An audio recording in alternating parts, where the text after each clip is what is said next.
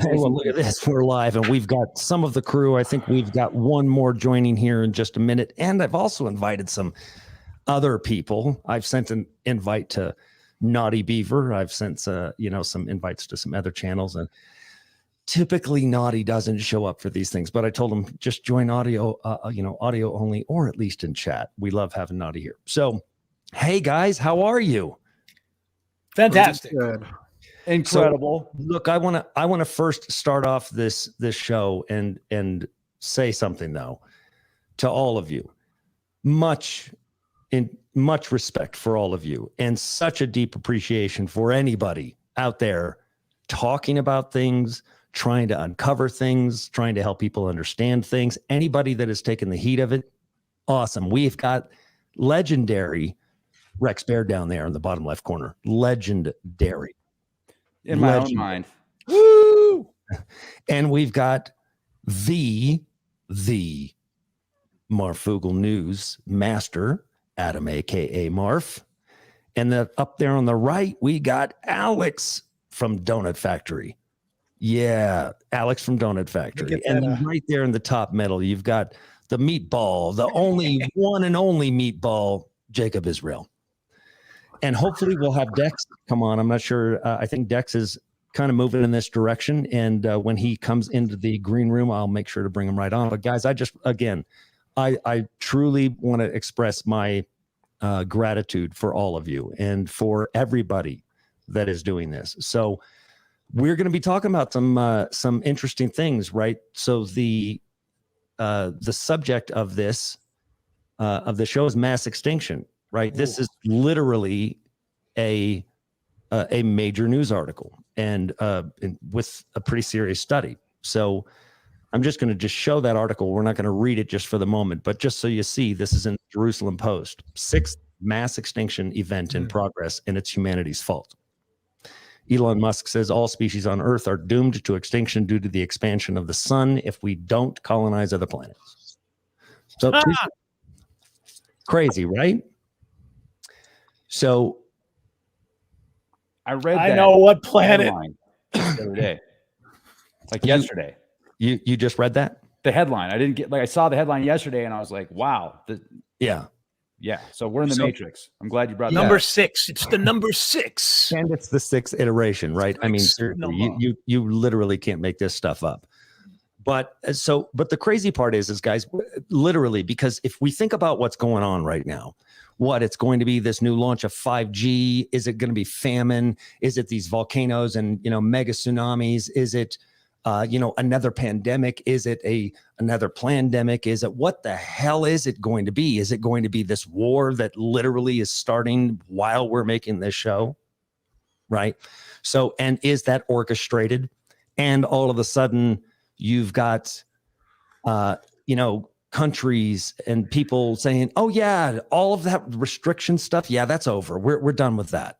Out of the blue, there's weird things happening, right? Well, it's all suspect. So I just want to ask you all this question, and then whoever can answer this, please, you just jump right in. What example or what possible scenario could you conceive where we somehow make it out of this? Any of it, right? Give me the good scenario. Does anybody have a possible scenario that, as far as for humanity, that there is not going to be tribulation? I'm thinking donut. I'm thinking donut should start. Yeah. So first off, just the whole agenda is a long planned out agenda. And let's say we're not in the end times and everything's going to end in the next to 2030. Let's say that ain't going to happen and we live much longer. They have planned out this. I go into, the secret societies, they plan things out every 100 years. And just like the Constitution, it was planned out for 100 years before when they died, like how to stay free, right? So Elon Musk wants to colonize Mars. Elon Musk was predictive programming in Disney books by Werner von Braun saying that this guy named Elon's going to come and colonize Mars. Like, what are the odds of that? And all the stuff that we see, this new movie on Netflix coming out, right? Don't Look Up, right? It's called Don't Look Up, Yep. directed by the same guy who did The Big Short, which was a great movie. But it's all programming to get people ready for some sort of cataclysm event, because we see that they can control stuff since Operation Popeye, through weather, making it rain, through Beijing Winter Olympics and whatnot. So the people that have these devices that they can use are way more advanced than the majority of people can see. So with that, the question that you ask, what's the hope? The only thing that comes to my mind is I'm not in control of my heart, my breathing. I have no control over that. It just happens. So my relationship with God is like, I have no control over anything really, except for my attitudes and my actions. And that's a lot what you guys talk about on the show. So I think that I'm just like here for the ride, sort of. Absolutely. Well, now, so somebody had brought up Marf, because Marf, you were in the hospital, right? Yeah. So I just want you to be able to let everybody know. So right up front here, as we're starting the show, is everything okay? Are you feeling better? Yeah, I got out this morning and I feel a lot better. I mean, I've still has stuff going on, but a lot of it doesn't affect me, if I'm sitting or doing something, but walking around and lifting up my kids and stuff like that is really kind of hard. I just want to say though, I didn't know that either one of these guys were going to be here, so I'm really pumped. Donut, I watch your stuff, really cool. In fact, I think Jacob turned me onto your stuff off of Twitter, and then I went and I binged all of your stuff, or what I could see. It looked like everything was deleted or something, so I had to go like searching and deep dive to find all of your stuff. So I thought you did some really cool edits. Very cool. Thank you very much. By the And way, likewise. Before they move on, when he said "Don't look up," so I'm putting together some of the things that have happened in "Don't Look Up." There's a lot of real things that coincide with the T-Man administration, with Trump's administration. Ooh, now we're talking. Really crazy stuff going on. As far as in "Don't Look Up," they of course show that woman president. She's supposed to be Trump. If people didn't get that, Right. Yeah. That everything is the opposite. In fact, even the pictures on the desk are the opposite. Steven Seagal and Trump aren't friends. It was the president hugging Hillary Clinton, and then it was the president and Mariah Carey. Mariah Carey and Trump went at it, hardcore. So it was almost like a satirical joke in itself. But that Adam McKay, the same guy who did that, he is known for doing real life stories. In fact, he's most famous for his based on real events. And even in that trailer, it said based on real events that haven't happened ... yet. Yeah. He was working directly with NASA. NASA ended up tweeting out his movie. He ended up tweeting out the NASA DART mission. And then, of course, Elon Musk is the one who supplied that mission. Elon Musk put out a really weird meme recently saying that if an asteroid hit, nobody would notice because they have their AirPods in, and it showed dinosaurs with AirPods. That is just, funny stuff. When you actually go back through 2017, 2018, 2019, all of the weird stuff that happened, the secret meetings, the covert meetings, the planes turning around, and then all of a sudden we have a space force. We have all these missions going to space. We have articles come out that say these asteroids are worth trillions and trillions of dollars. Right. It's like They just got a diamond. They just got a diamond. The news is there's some big diamond that came from space. Very cool. Keep going, Adam. Keep going. Well, either way, it's like Elon has been saying it for a long time. They say that they're colonizing. I've been saying it for years that it's pretty obvious that something is going on. Elites are starting Asgardia in space. It's an actual space government, and they're taking it serious. They're starting this government. And then, of course, they have all of these weird things going on. They're sending DNA samples to the moon. It's like, it's pretty obvious they know something bigger is coming. That's just my opinion. Yes, totally. And we just had Diamond from Oppenheimer Ranch Project show up. Diamond, we love you. That's weird. I just mentioned a diamond too, and then here's Diamond. How cool is that? Told you we're in the Matrix. Foreshadowing. That movie, Don't Look Up, even the religious character at the end, who's praying, his name's named after an ancient holiday, which is yeah. Oh, there's a lot of names. The Kate DiBianski sounds like it's like almost an exact thing of that Lasheric secret submarine, that accident where they averted a planetary catastrophe. I don't know if you guys remember that, but 17 Russian sailors died, and they covered it up. They were accused of covering it up.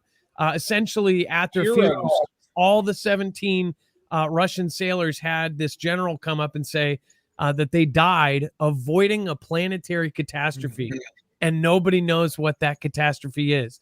They said later that it was possibly a nuclear disaster or whatever else, but that's when all of the presidents, British, held a Cobra meeting. Mike Pence was turned around. Jacob, you remember that? I do. UK did their meetings. Everybody did that. And then all of a sudden, if you look at the timelines, all these same days, the President Trump, his schedule was cleared that day. Everything started in motion. And then, of course, now fast forward to this CV thing. It's like all this stuff was drilled out down to taking people off the internet for going against whatever it is.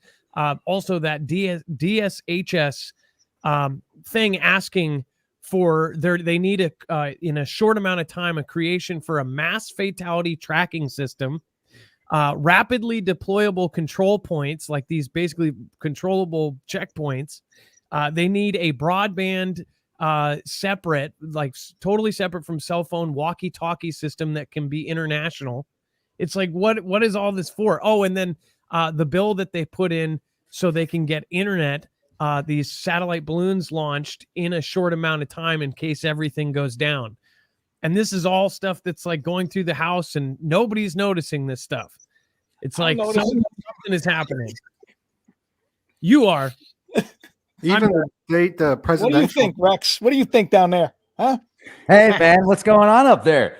I think that you're awesome, and I think that we've got a great panel here, and I think that if we get one solar flare, that the majority of the satellites, at least facing that solar flare, would be wiped out. But it's interesting that you brought up the moon, because I was just reading a Assyrian tablet that was found about 150 years ago and translated, and it talked about these different deities and prophecies and cataclysms, and the moon was a key part of it. When you look at the moon from a telescope, you could tell that thing's been beat to crap. It's like, I think there's more to the moon than we're being told already.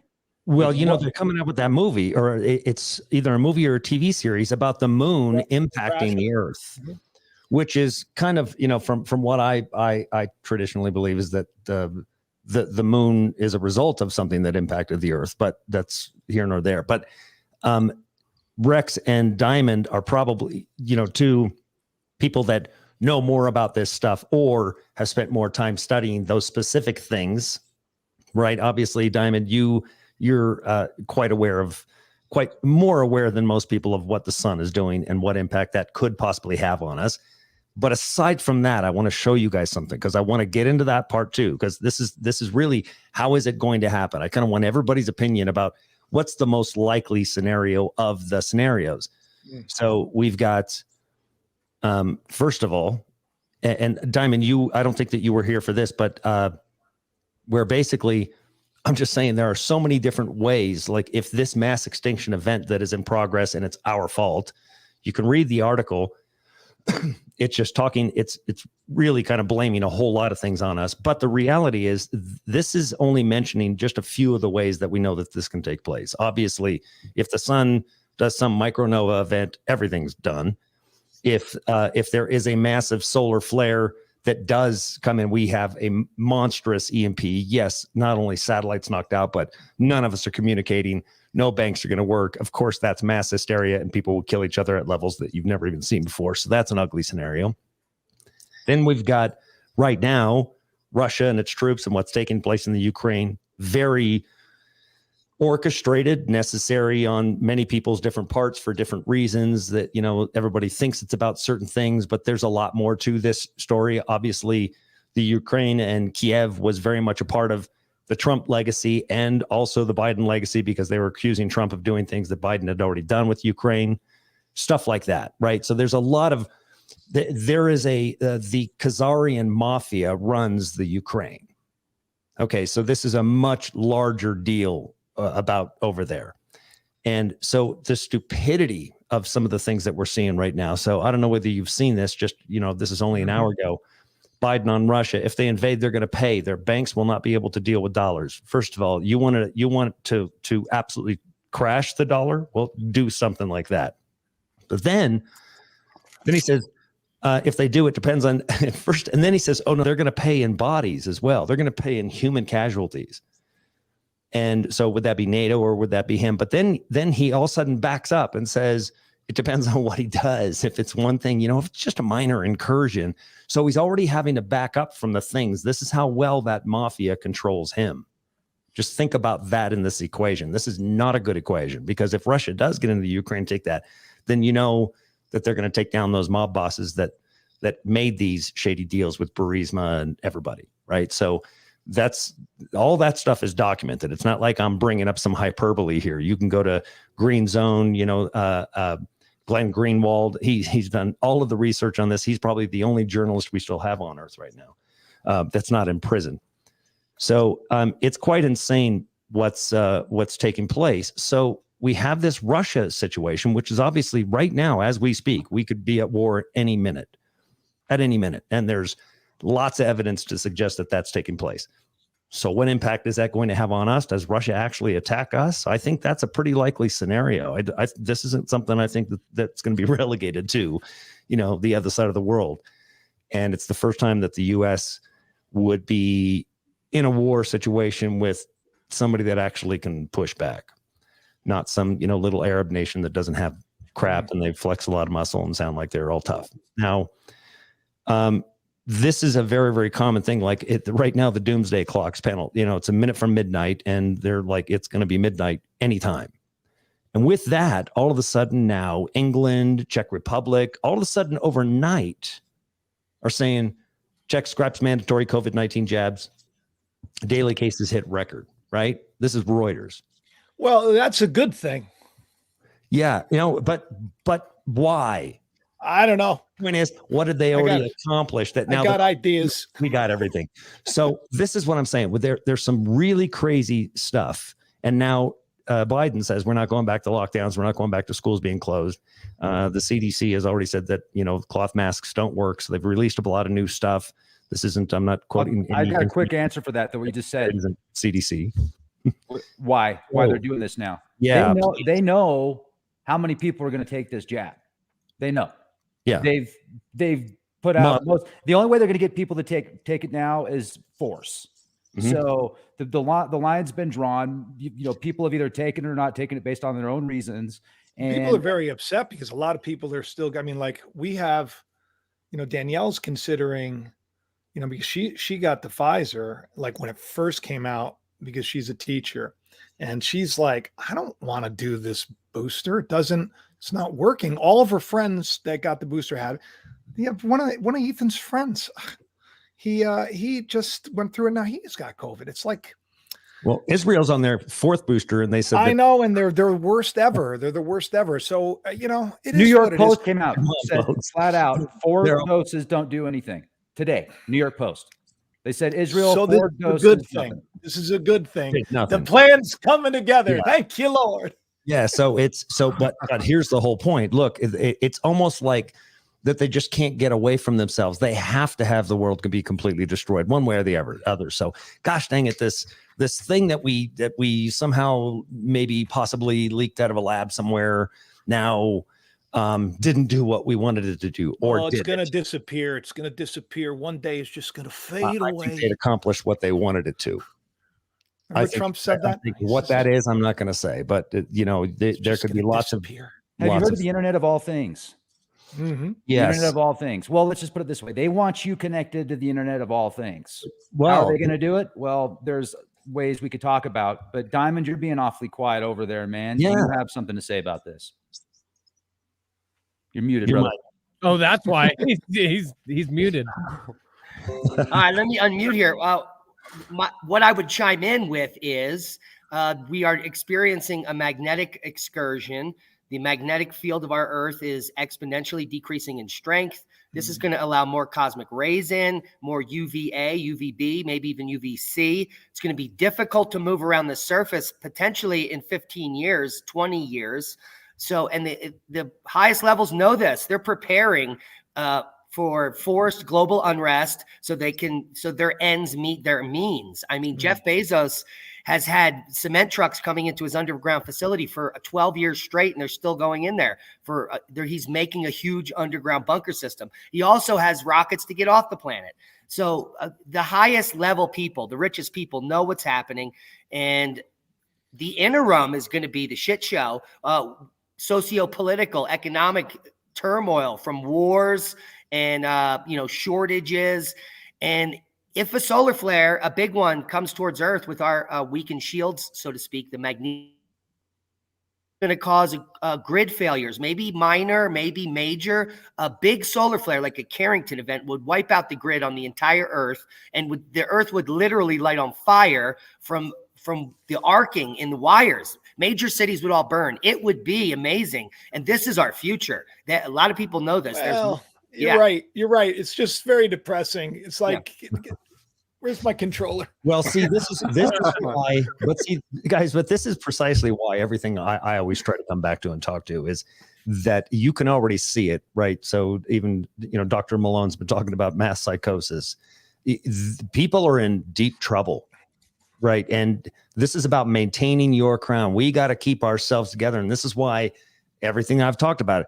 It's not a religious thing. It's a spiritual thing. It's between you and God, period.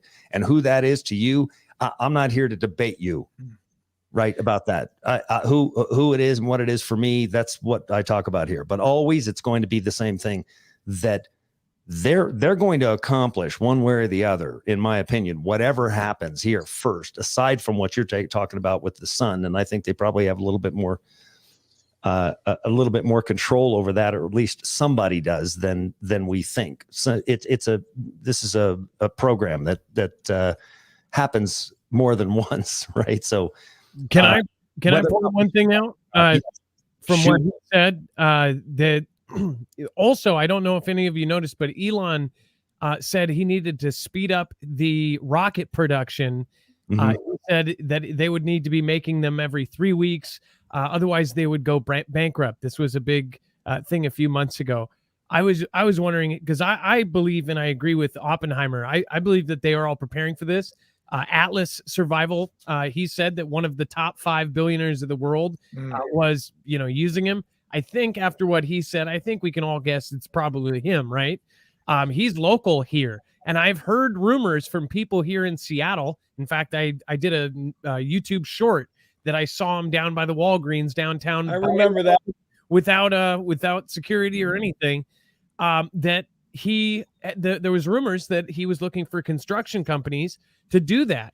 And I thought that was just wild. And I used to do the container dump trucks when I used to drive big trucks.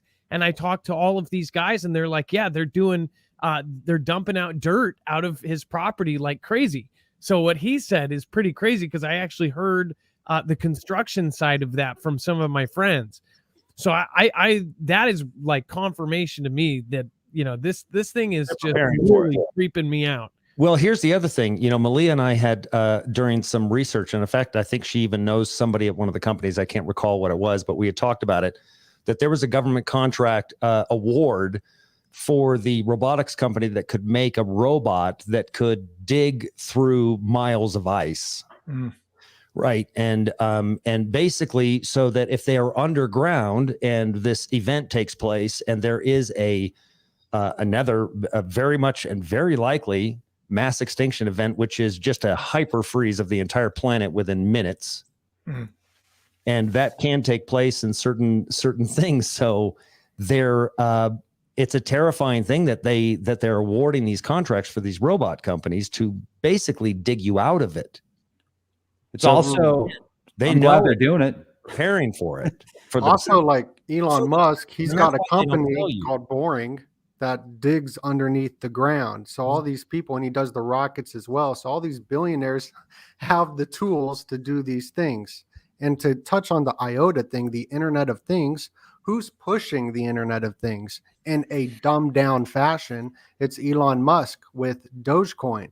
That's getting the masses interested in the Internet of Things. It's slow, and the masses are dumbed down from the fluoridated water, from the schooling system, from all that. So that's just interesting too. Well, the Boring Company, and think about Neuralink. Just a side note, and I never thought of this before. What if the Neuralink was to hook up human brains and keep them active while you were on a long space journey? So say if Mars didn't work and they had to go to the next Goldilocks that took 5 years or something, just hook up the Neuralink and go into Very La cool. La Land. Have you seen the movie Prometheus? Yes. Yeah, that was it. If you zoom in when they're on the spaceship and they're hibernating, it says neural lace or neural link. It says it in there. And this is like way before anyone knew about it. Let me jump in there. Subterranean challenge, Melia just said. So she piped into the chat. I see it. Yes. DARPA subterranean. Yeah. And it was funny because I was just thinking about how, people ask me all the time, it's like, what are you doing to prepare? How much food do you have? How much water? It's like, I'm all right. Do you have a place to go? I'm like, not really. I'm in New York. And everybody's like, well, how can you not be prepared? I said, well, I'm prepared. I know things. I'm all right. I'm going to be okay because I'm putting trust in something a little bit bigger than, DARPA's tunnels or the Boring Company's tunnels. Because, even the scriptures say that there's going to come a day when everybody's going to go into there. That's all right. I'm going to go into the big vault. It's not going to matter in the grand scheme of things. Not much stops the volcano, I don't care how far down you go. But, so my point is. Did you see that shot of the missile hitting the volcano, the satellite image of what looks like a missile coming in, that it was a nuclear? Do you know what's interesting is I did do a show where I am on the cover of the show, like the day before, there was the picture of the missile going into the volcano, and I talked about how cool that would be. I did not see that. Is that the case? I thought there was just a volcano, and I thought that was cool. Going back and forth with it, showing it, and it's like, yeah, that could absolutely be. It looked like. Well, yeah, they do that weird stuff. So I guess. The volcano that just happened, there's video of something going into it. Yeah, that's what he was saying. Wow, that's cool. Very cool. I don't know what I'm doing. I don't know what I'm doing. I have faith. I have ideas. And so far, everything's kind of coming together. I look at it like as if there's nothing new under the sun. Like, say, what if things were repeating itself a little bit differently? Like, say, this is the day, like right before, Pharaoh and Egypt, everything's Egypt, right? This is the day. You got the plagues coming. We're in the 7 years of famines, just starting right about now. It's, actually Jacob would be alive if that was the case. And he'd live right on the border of probably that place, like New York City's right across the way. And I'd have to be part of the system, go in there and get some money, help us out with some food and some grain. And God places Joseph there. So I have a feeling that Egypt's destroyed. The system's going bye-bye. The Great Reset, it's happening, sure, but there's the world's version and then there's God's version. And I believe that, as long as we're putting our faith in more and we're doing okay, we all die. So really, I don't have a bunker, but I think things are going to get, pretty cool. I'm going to be okay. Do you have a bunker, Diamond? I will not confirm or deny that. I was going to say, I want to be near you guys. I would like to be. But listen, let's think about it. You're going to have to make a decision. Do you want to be part of them, or do you want to be part of your own breakaway, whatever it is, society? Because I think they're developing the metaverse for, let's say, an underground situation where they claim that everyone's got to get underground. They hijack the populations. The metaverse keeps them, occupied, like they can go out to a park, but it's underground. They're not really there. And the rest of us don't comply. They might even lie or be able to have generations of people living underground that never know that you could be on the surface. Think about it. So the possibilities are endless, but I'm just going to be part of the group that doesn't comply. And like Jacob said, we all die. I'm going to die in, I don't know how many decades from now, but I am certainly not going to comply. So I'm going to go out with a bang and do it, whatever I want. I do what I want when I want it. And You don't need, see, that's the thing is that I don't know if anybody noticed, but you don't have to do anything. You do it. I mean, and if you put your, like if you want to do things, I'm not going to judge anybody. I just, for some reason, feel very strongly against where other people feel strongly for. I think that, historically, we have to follow what we believe is the right thing to do and not judge others and condemn them in it. Mm-hmm. Because I think this whole thing's going to backfire. I think it's going to backfire. You're in New York, so I mean, I'm sure you could. I know. I said, what am I doing things here? get bad. You got yourself your own skyscraper, right? What am I doing here? Yeah. In that skyscraper, start doing hanging gardens and stuff like that. Imagine what you could do with one skyscraper in New York. You could turn it into an entire city, dude. It's true. Yeah. It's Seriously. true indeed. Get some 3D printers, start printing up, whatever you need to. Just make it happen. I'm trying to reframe. We have this great power within us. This power, of this creative force. Everything that's happened in my life, I believed it would happen. So I've been, when I first came on here, I was like, you don't get it. A couple of years, it's going to be a nightmare. It's going to be upside down world. It's going to be this, it's going to be that. And then I've gotten a little older, a little wiser. And I'm going, maybe I shouldn't be saying this stuff. Maybe I should have faith and wait. And so little by little, what I'm trying to do is I'm trying to change the conversation because, they're pumping us with fear. Look at this, look at this, look at this. And we're in this lower state where we're eating at the wrong tree, listening to that snake, that reptilian brain. And then what do? There's torment there. And then we can't properly create. We can't, say, hey, everybody should meet this cool guy Doenut and then have a bunch of people meet him. Or hey, by the way, I love your ranch. I do love your ranch. And many times I've watched you and Rex there and I've been very jealous thinking like, why can't I go there? And I'm like, Danielle, I'm like, look. And she's like, we're not moving. So I'm stuck in Long Island. Well, that's stuck in Long Island. I just want to make a point. I talked to Jacob the night before all sorts of nuclear stuff went down. And he was saying that, what if when all of us talk about this stuff, we're actually creating it. And as we're talking about it and they're training us subconsciously to talk about it. And then it happens that even the alternative kind of news could be influenced by some of the back end stuff they put in and make it look like it's secret, but really it's placed there on purpose for us to eat up and to dig into and then end up, getting confused. There's so much actual disinformation, and then the real information is called disinformation. It's really stupid. Like they call opinions misinfo, and it's an opinion. It's an opinion, for God's sake. So I do believe, I just assuming my opinion is that we are close to an end, something, whether it be manufactured or real. Doesn't matter. Billions down on the lower level, we will experience it just as if it is, whether it is a big hologram, whether it is an asteroid, whether it is a volcano, they are lining us up and they're programming us to all step in line and do whatever is next. And who knows, maybe those people up there at the very top are being told that they're doing it for a good reason. They probably brought them into a secret room and said, hey, you are one of the lucky few to find this out. And you're going to be a hero. You're going to be resulted. They're going to make statues of you.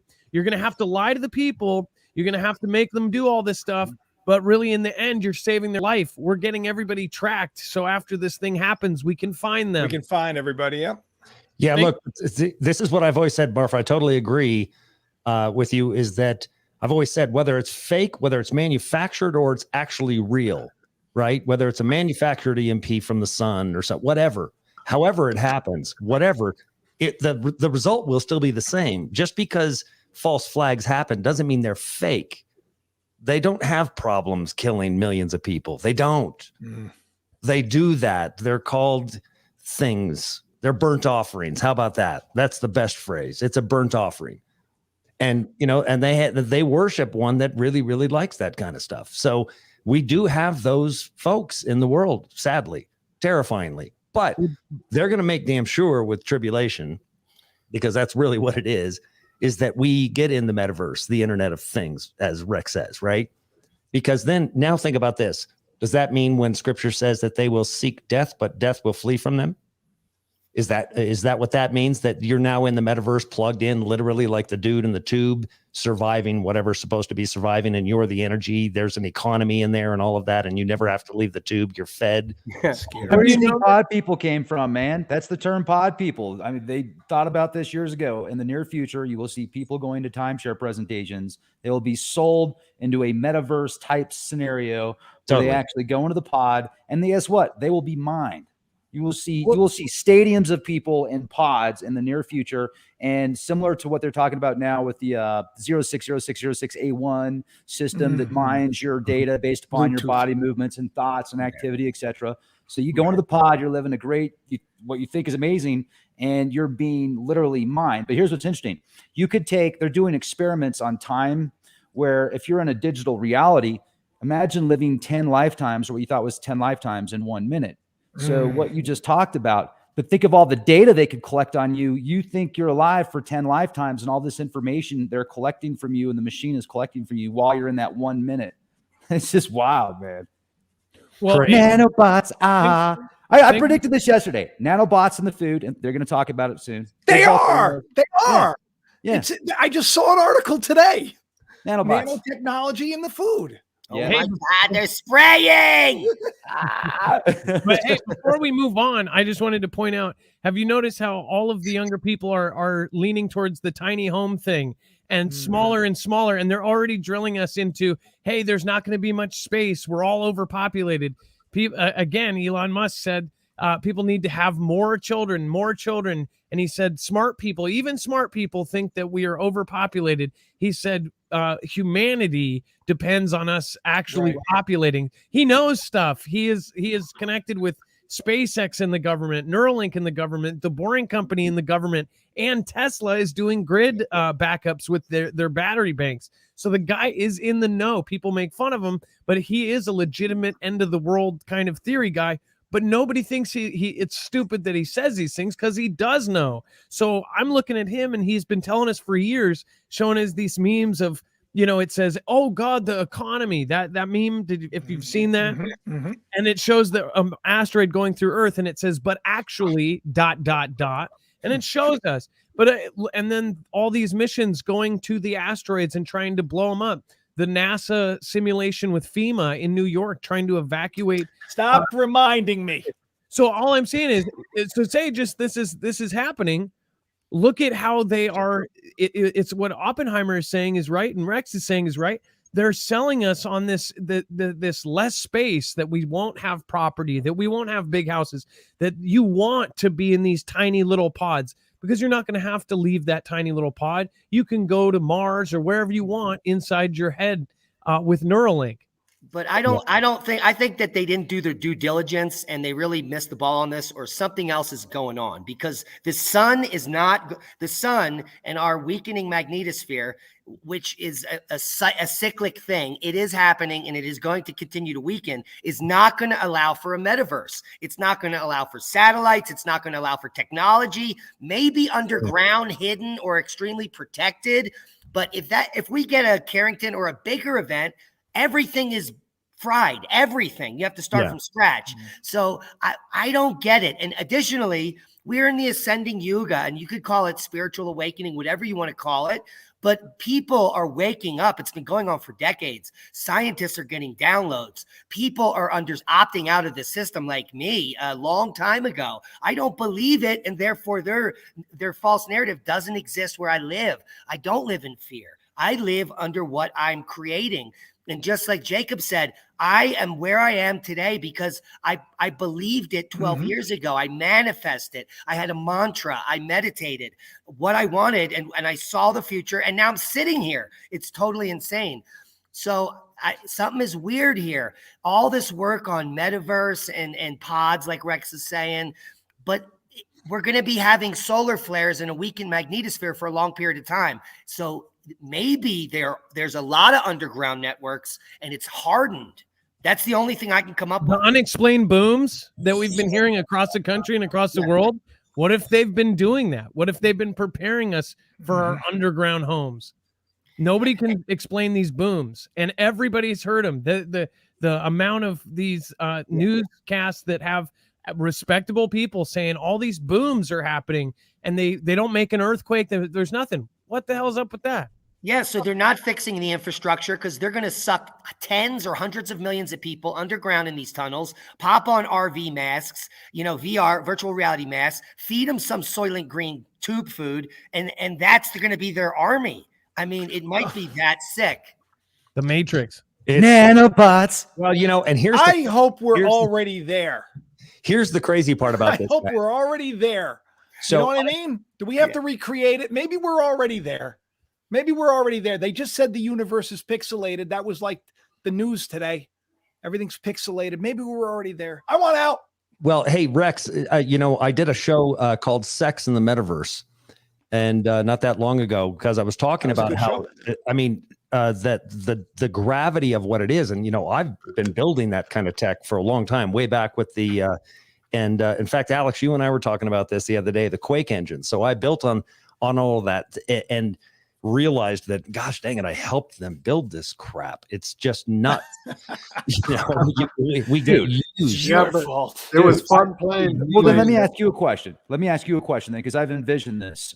Look at how society has changed since the year 2000, especially into this digitalized world.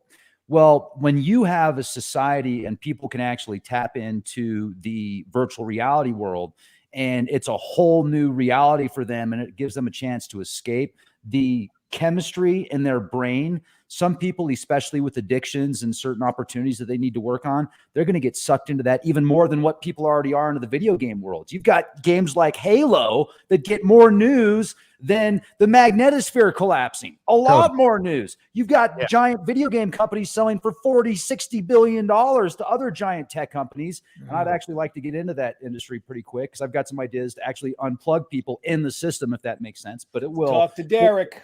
Dude, Derek, well, check this out. What happens when, let's say that you have a tough time with dating, you're single and you're having a tough time meeting people, and you go into this metaverse or into this virtual reality system and you're covered in like sensors and you've got this equipment on your body that stimulates your body. You're going to get sucked into that, man. You're not going to want to come out, and there's going to be companies that are going to profit off of that. And you're going to see in a very quick time, within 5 to 10 years, literally people are going to opt out. And guess what? The media is going to pitch it as the right thing to do. The media is going to pitch nanotechnology is plugging in. Dude, you're too much carbon. You breathe too much. Doing it. We're even beyond that. It's not even about sensors on your body, because just the Neuralink chip itself. Yeah. That they will be putting in. Oh, and it's an outpatient thing. You go in, a robot puts this thing in your brain. Yeah, in an hour. And you're back at Starbucks, drinking Java. Drinking nanotech. Yeah, and some people think it's already there. No, but guys, see, this is what's so crazy. Think about the Matrix now, right? So when you think about the Merovingian, he created the program of that food. That is metaverse, right? They are in that Matrix. That's literally what it is. This program that actually made her aroused in the movie, if you remember, right? And he was describing it as a program. These will be the people that make that kind of stuff. They'll make that kind of food. You taste it, you'll taste it, because the Neuralink and the programming that allows you to program to that will you'll program the flavor. It'll be a flavor nobody's ever seen before because you programmed it. It's completely unique, and it's unique to you. So Derek, in that scene, that was the Italian actress, right? It was the person across who ate the cake. Yes. And it was like programmed to make her, right? Yeah. But they cut a scene where an Italian guy went like that. That's a good cake. That's all he said. It's a good cake. Yeah, the whole Matrix simulacrum, right? I love the show that you did about the metaverse. And what I think's happening is that there's a timeline, because there's a lot of good points that have been pointed out. Like, why would they build all this technology if it's all going to go away, right? So where my head goes is I think they have a timeline where they can just roll out whatever they want, sort of, and just test the waters, see what's going to happen, and develop this whole system. And people live in this metaverse already with the phone, like it's tracking and tracing and all that. And it's so deep. But what I'm looking at is the biggest divide, because they like to divide us. They like to divide races, religions, and that's super easy to do. It's so easy. And what we're seeing with the left and the right, or the medical advice to give at Thanksgiving to each other, the division, the biggest divide will be man versus woman, because that's like all over the place. And this metaverse with the sex robots and all this stuff, that is going to help out with it. Part of the agenda to push this divide as well. And what I find interesting is that I think they do have some time, because they're programming the children. And this whole metaverse will be for the children mainly. I don't think it's going to be really for me. I think it's mostly for the children who've been born into the metaverse, sort of. That's why you got Kyle Rittenhouse, who is an example of a right, and you got Greta Thunberg, who's an example of a left. I mean, they're acting faces. They just fit the role perfectly, just the way they look. And the weird thing is that they have the exact same birthday, the exact same year, date, and everything. And I find that not coincidental. No, that doesn't sound like a coincidence. It's weird. It's truly, it's mind numbing to think of how quickly things are going in such awful directions. And I really hope that we're not at war. Hey, I want to let you guys know something cool, and the other guys aren't, Marf and Jacob aren't. If you're a country music fan, country music star John Rich from Big and Rich, he's an old friend of mine, and he texted me that he's watching the show. So say hi to John. John's a good dude. Hi, John. Hello. And from what I've seen Hey, from John. his, looks like he's waking up. Hey-yo.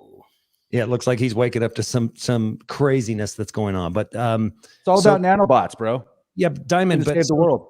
let's go to because when it comes to the sun, it's something that, you know, Melia and I have really tried to pay attention to a lot, and we've heard everybody's opinion from, you know, Suspicious Observer, and we watched those and his disaster series, and we've, you know, watched I Hold, and we've read some of those things, and we know that everybody's got, you know, opinions about those guys, and you know, but as I always say in everything, just like every religion, right? They all want to say that they're right, and I go, there's truth in every single one of them, right? That's the only reason why they exist as a religion is because they have some truth. So just what portion of it is true, and collectively, I think, you know, there's some to me. The only thing we need to be worried about is the sun. It's kind of like, it's the sun, dummy. Well, look, in geology, I'm a field geologist. None of these guys that you just mentioned, any of those people, have been in the field as a stratigrapher. I'm a sedimentary geologist and a paleontologist, and looked at the rock record in all different time frames from all around the world.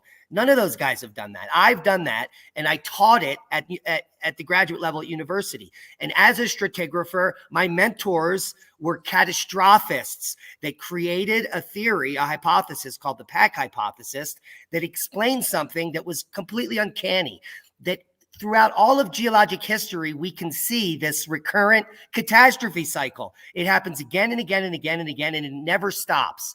And it has increasing scales of intensity. And so marinate that all through to current knowledge. When I was at university 30 years ago, they were telling us it was the Milankovitch perturbations that were causing these. And then we got the ice age data, the ice core data, and you can go look at those graphs. Go look at Epica and the Greenland graphs. You could see 104,000 year cycle that is obvious. A fourth grader can learn that. But when you look at the rock, there are smaller scale cycles that happen about every 25,000 years with two parts. The first part shows up as what we call high stand or high water, and then the second half is low water.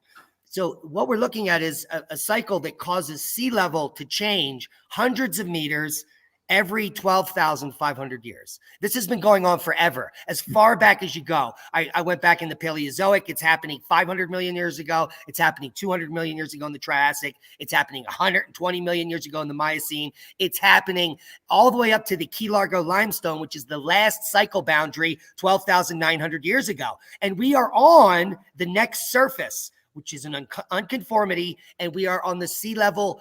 Wait for it. Fall surface. The sea level drops 300 or 400 feet now. And no one knows the mechanism. No one knows the mechanism that would cause sea level to rise and also to make it fall. It's antithetical. So it can't just be the sun, but the sun has something to do with it. Well, Yeah. can I say something on that real quick? I just want to make a comment on that because we were talking earlier about, like, I was reading those old tablets about the moon. And if you look at the moon, it looks like it's had a lot of plasma stuff smash into it. It looks like it's been beaten to hell for a lot longer than any of these other planets. But what's interesting is, Diamond, you think that this, the event that took place with Venus and Saturn and Jupiter and that whole situation, like, that's outside of this 24,000 year cycle. That's something separate. Well, yeah. What if Look at the Ice Age data? There's a cycle that's been happening for at least 800,000 years, on and on and on. Correct. But then there's something different that happened with Venus and Jupiter and Saturn. So the question is, the deluge that recently took place approximately 6,000 or so years ago, give or take a few hundred years, was that the event when Venus got pulled out of Jupiter? Because I was reading about the Titan and Kronos and Zethrusus, or Zethrusus, which is Noah essentially, but older from the Assyrian stuff. And he had a dream about Kronos telling him that there's going to be this major event that takes place. Kronos is Saturn. And then there's this battle of Saturn, or of Kronos and Titan. And if Titan is Jupiter, and they're talking about these battles that take place, and Kronos is eating his kids, right? That he's getting bigger, like a star is getting bigger, eating its planets around it. Yeah. I mean, there are myths in antiquity that go back very far, but they talk about the dog days of summer. I'm sure you've all heard of that. And this would be actually Saturn rising in the summer, in the afternoon, a second sun that's close enough to us still as it's traveling away to make it even hotter. So picture in August, Saturn rises at 2 p.m. at certain spots. You would then have the dog days of summer because you have two suns. And we know that history before 1900 is almost 99% BS. Before 1800 is 100% incorrect. It's made up. Look at the Cremo books and just study some of the people studying history. History is fake, man. And so we're trying to go back. What happened 4,000, 5,000, 6,000 years ago? I very well think that we could have been in that the Saturnian idea with the Thunderbolts project 3,500 years ago. I really believe that's a possibility. Can I talk about the Anunnaki and Nibiru for a second? Yeah. Because I know that Rex and I'm sure everybody here is very familiar. I knew nothing about it. Before about 2015 or so was when I started talking about all the madness. But before that, I was kind of just known for sharing my faith. And I have my website of these essays, and I just always knew that God had more for us and that he had a plan. And I was never into aliens. I kind of believed I had a sighting when I was a kid, but I was never into that. I had all of these strange things come together that was very clear that I was supposed to talk about this planet known as Nibiru. Planet X, Planet 9, some people are Hercopolis. They are all these different names where I knew nothing about it. But I had all of these things come together at one point in time. And in the scriptures, it says in the mouth of 2 or 3 witnesses, God's word is established. So if you have all of these things coming together, they're there to get your attention. Like the timing of it's very strange. So I started looking into it, but I wasn't going to go on there and start talking about aliens and planets crashing into us and all. I wasn't going to do it. Why not? Because I had just gotten, I was very respected. I was going around, I was talking, I was bringing a new idea I was a young guy speaking about things that today is pretty common on the channel. A lot of people understand it, but religion hasn't really been challenged much. And I was sharing something that was more. much like Jesus did back in the day when he would take these scriptures and he'd bring them to life. So if he's put to death at a place called Golgotha, literally, we can spiritually understand that Golgotha is the place of the skull in Hebrew. So the way to truly live your life is put to death here. Little things like that, seeing the literal and understanding the spiritual. So kind of my thing was to share all that. But then I had these weird dreams about everything going sideways. And I felt like, oh, the Lord wants me to tell everybody. I was a little more bold back then. So I came on and I told everybody. And I just got off this great event where I was speaking at a relatively good, big sized church in Atlanta. And people were starting to take me seriously. And then I go and I say, that's it. 3 years time. It's going to be madness. It's going to be this. It's going to be that. You're going to be scared to go there. You're going to be scared to go here. And everybody was like, this guy's a meathead. I can't believe you're listening to him. He's a conspiracy guy. He's weird. I wasn't into any of this stuff. I just shared things of God. So I wasn't going to now talk to people about aliens because I was really kind of mocked by my peers and people that embraced me. And I was starting to get credibility. And I was working out this big time Christian network. And I wasn't going to go on there and say all that stuff. But I had a terrible dream after all these things came together. And in the dream, there was like just one meteor after another. And it was like, I was outside of a hospital with my phone and I looked up and I saw another planet in the sky. And I went, I'm sorry. I didn't know it was real. I'll do the video right now. And I was like running around in the dream with my phone, trying to do like a video. And as I'm doing that, one thing after another hits the ground and I'm like hunched over. And there's so much to this story that I know that there's more to it. So I finally just said, what the heck? At the time I had about 500 subscribers, 540. My website was really more kind of where I was already in TV and I just did it for the love of God. You know, I still do it for the love of God, but I put that video up and I kind of like put it on God's. I said, all right, you want me to do this? I'm going to do it. Worst comes to worst. We'll see what happens. Then the next video I do on that subject goes viral. So we're here now because of that kooky dream. So it's funny when you brought up like, how's the world going to end? Like, I don't think the world is going to end. The world doesn't end, but there's a new heaven and there's a new earth that's going to take its place. So I start talking about Nibiru. I start talking about all of this stuff. And I think it's all linked, CERN and the Mandela effect. I think that there's something that they're aware of that it's like all tied together somehow. And so I start telling people they're going to admit it's real. I don't know why I'm saying this. I'm like, years time, they'll say it's out there. And now little by little, we see one thing after another thing, all these things happening. So whereas a lot of people are very motivated by tons of research, like Rex is like, my goodness, Rex, I listen to you sometimes and I feel like I went to a lecture, you know, and I just feel so much, I don't have all that, but I have this idea that I think there's something to this Bureau. I think there's something to these aliens or demons or fallen angels. I think there's something to it. And I think that we're going to be seeing something interesting coming and maybe crashing into things. But I don't think that's going to be the end. Well, you know, so Marf, that's my feeling. Marf, you were waving your hand. Did you wanted to jump in there? I was saying hi to Naughty Beaver. Oh, Right on. Sounds Can weird. I- but it's a guy. I got a Can I question. make a comment real quick? Because somebody in the chat, they said, I just tuned in, but this guy sounds nuts. If you're referring to me, thank you. I take that as a compliment. I think he's probably talking about me. But no, this is a few minutes. He says, I love Jacob. He's the only one making any sense. So let me just make a comment real quick. If you've never studied the electric universe, Well, we got to theory, do you just something checked about in. that. If you've never studied the electric universe theory and you're just checking in, then I might sound nuts. I get it.